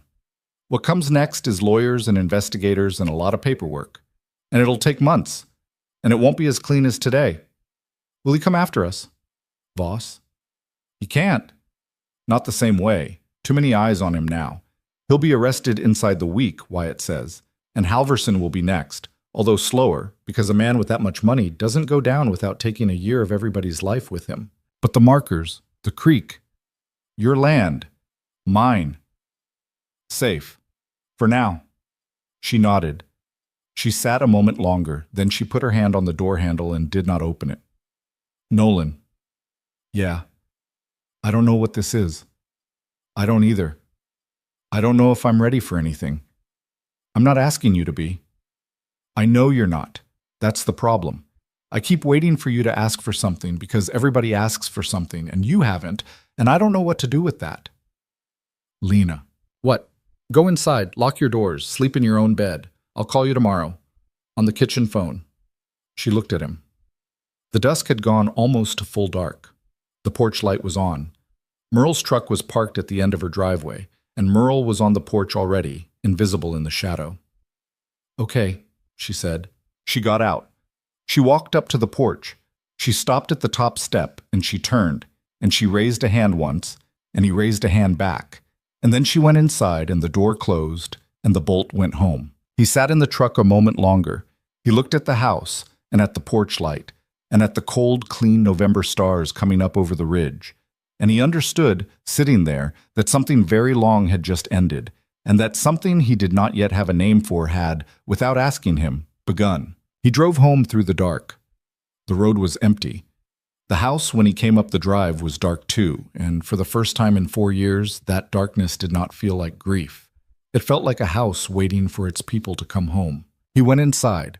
He took the 12-gauge out of the closet and put it back in the cabinet. He locked the cabinet. He put the key on the high shelf where it had always gone. Before, in the years when a child walked through these rooms and a man could not afford to be casual about the things in them. He climbed the stairs. He went into Eli's room. He sat on the edge of the empty bed, with the stuffed dog on the pillow looking at him, and he let himself, for the first time in 3 days, feel how tired he was. He felt it all the way through, down into the soles of his feet. He did not cry. He had never been much of a crier, but he sat there a long time with his hands on his knees and his breath coming even and his eyes on the stuffed dog, and when he stood up to go to his own room, he felt a half-inch lighter and a half-inch taller and a half-inch more like a man his wife might, wherever she was, have recognized. He went to bed. He slept. He slept all the way through the night, without dreams, and when the gray of morning came up over the ridge, he was still asleep, and the phone did not ring, and no car came up the drive, and the quiet that had been broken 3 days before was, for the first time, beginning to put itself slowly back together around him. The months that followed were not clean. Nothing true ever is. Garrett Voss was arrested on a Thursday, 8 days after the commission meeting, at a Kansas City airport with a carry-on bag and a ticket to a city he had no business being in. The charges ran long: wire fraud, stalking, forgery, conspiracy. His lawyers did what lawyers do. They delayed. They filed motions. They argued with straight faces that their client had been overzealous in pursuing what he had believed to be a legitimate business opportunity, and the word overzealous made Lena laugh out loud when Nolan read it to her from the newspaper at her kitchen table, and he had not heard her laugh like that before, and he thought about the sound of it for days afterward. Dale Halverson went down slower, the way Wyatt had said he would. The state's attorney spent 3 months building a case that did not leak, and when she finally filed, she filed hard. 22 counts, a racketeering charge that had been waiting for him, it turned out, for years. He did not go to prison immediately because men with that kind of money never did, but he lost the company, and he lost the billboards, and he lost, one by one, the friends who had eaten at his table when eating at his table cost nothing. By spring, the shell companies had been unwound, and the properties Meridian Vale had bought up had been put into receivership, and the families who had sold under pressure were being contacted one at a time by a young prosecutor named Dana Sills, who had made it her personal project to see that every last one of them got the chance to buy their land back at the price they had sold it for. Thomas Quillen's daughter came home from St. Louis the second weekend in December. She stayed 4 days. When she left, she hugged him in his driveway and told him she had been wrong, and he told her she had not been wrong, she had been worried, which was the kindest correction any father has ever given a daughter. And she cried, and he drove her to the bus station without making her feel bad about any of it. 2 other families, once the story broke, came forward on their own. Then another. Then another. By the time the trial date was set, 11 people in 3 counties had added their testimony to the record.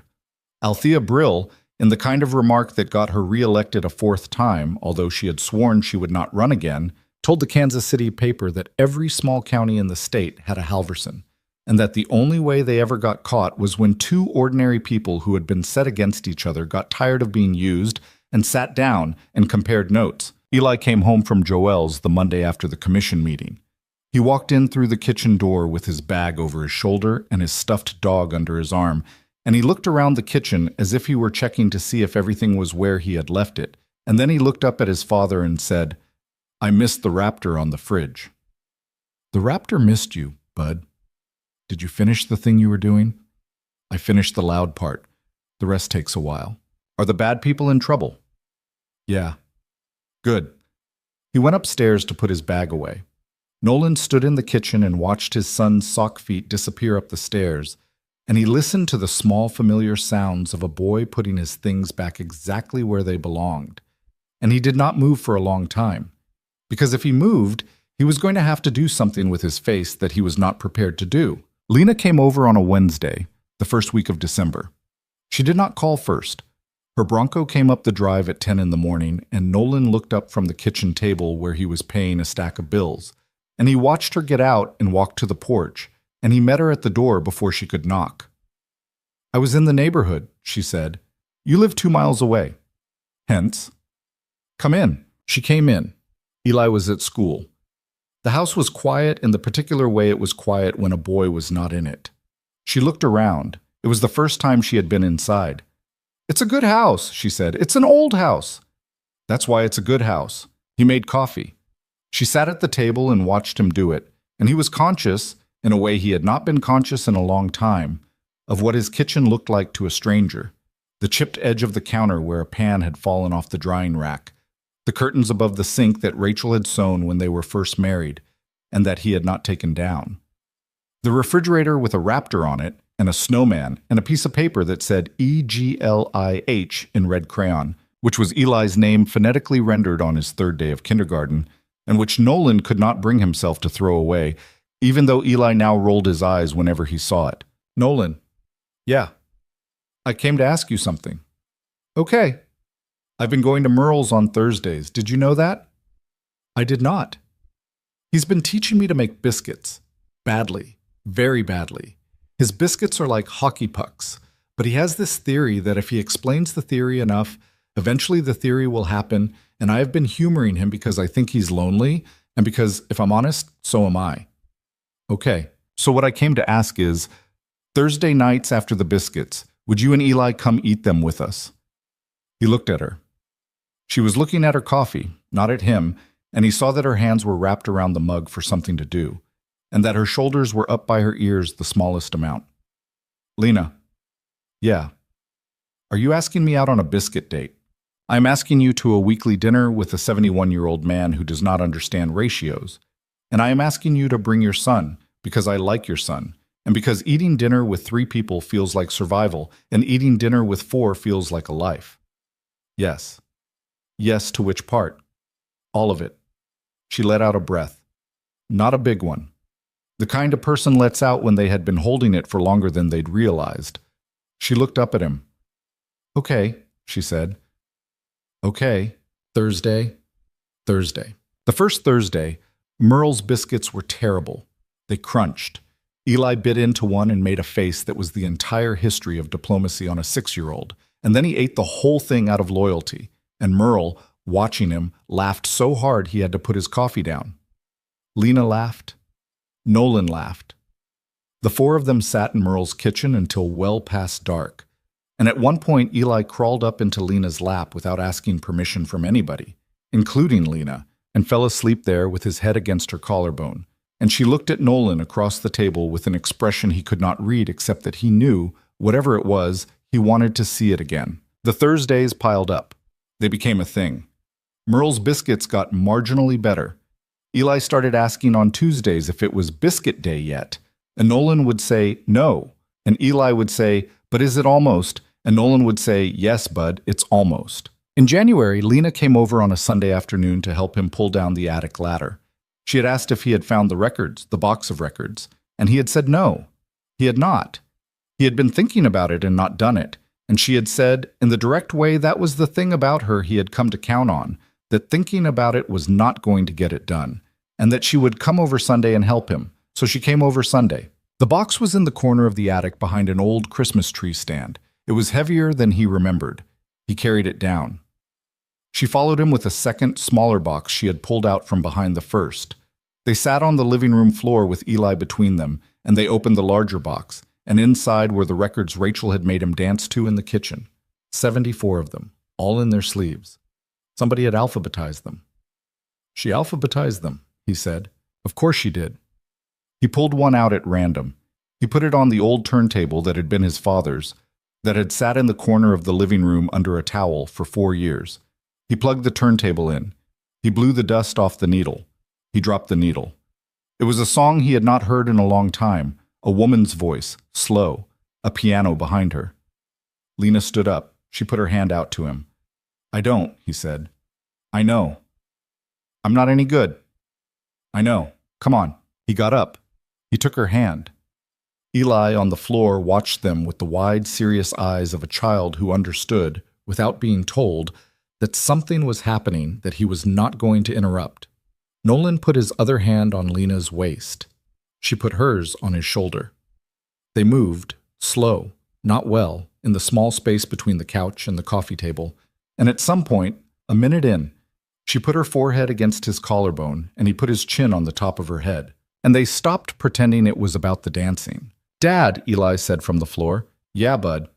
Are you dancing with Miss Lena? I am. Is she your girlfriend now? Nolan felt Lena laugh against his chest, a small, tired, happy laugh. He waited. Would that be okay with you, bud? He said. Eli considered this, in the very serious way he considered every question of importance. He looked at Lena.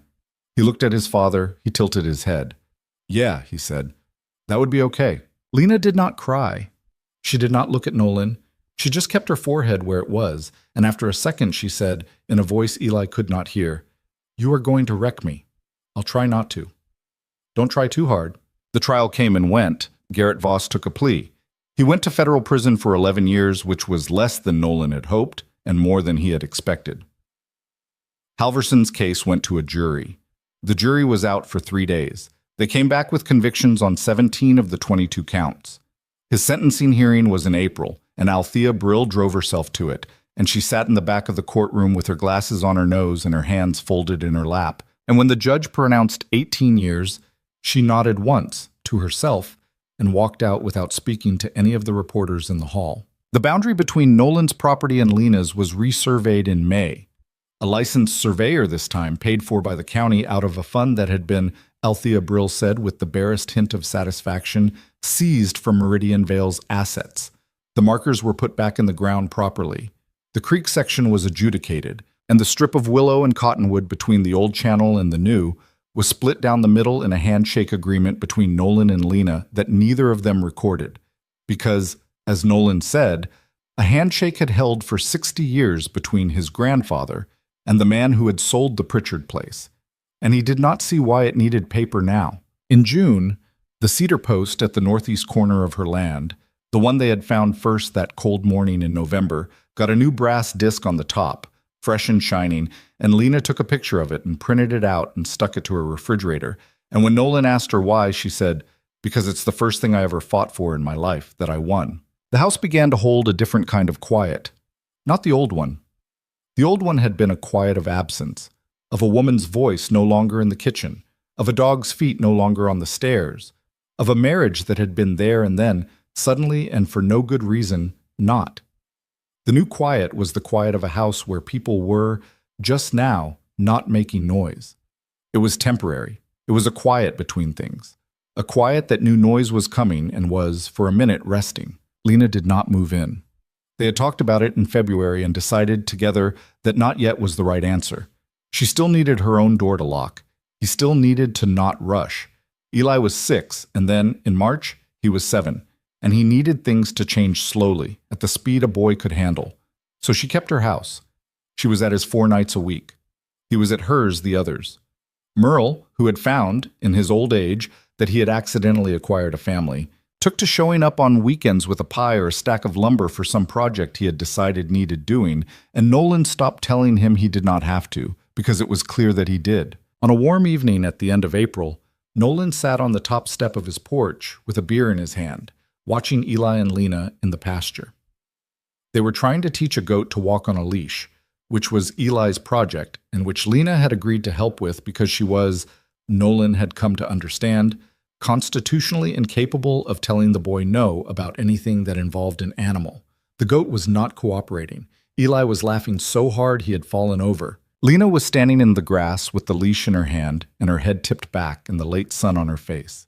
And she was laughing too, and Nolan watched them from the porch. And he thought about the morning she had come up his driveway with a shotgun in her hand and a phone full of pictures of a man who was not him. He thought about what would have happened if he had, that morning, been a different man. A man who had met her anger with his own.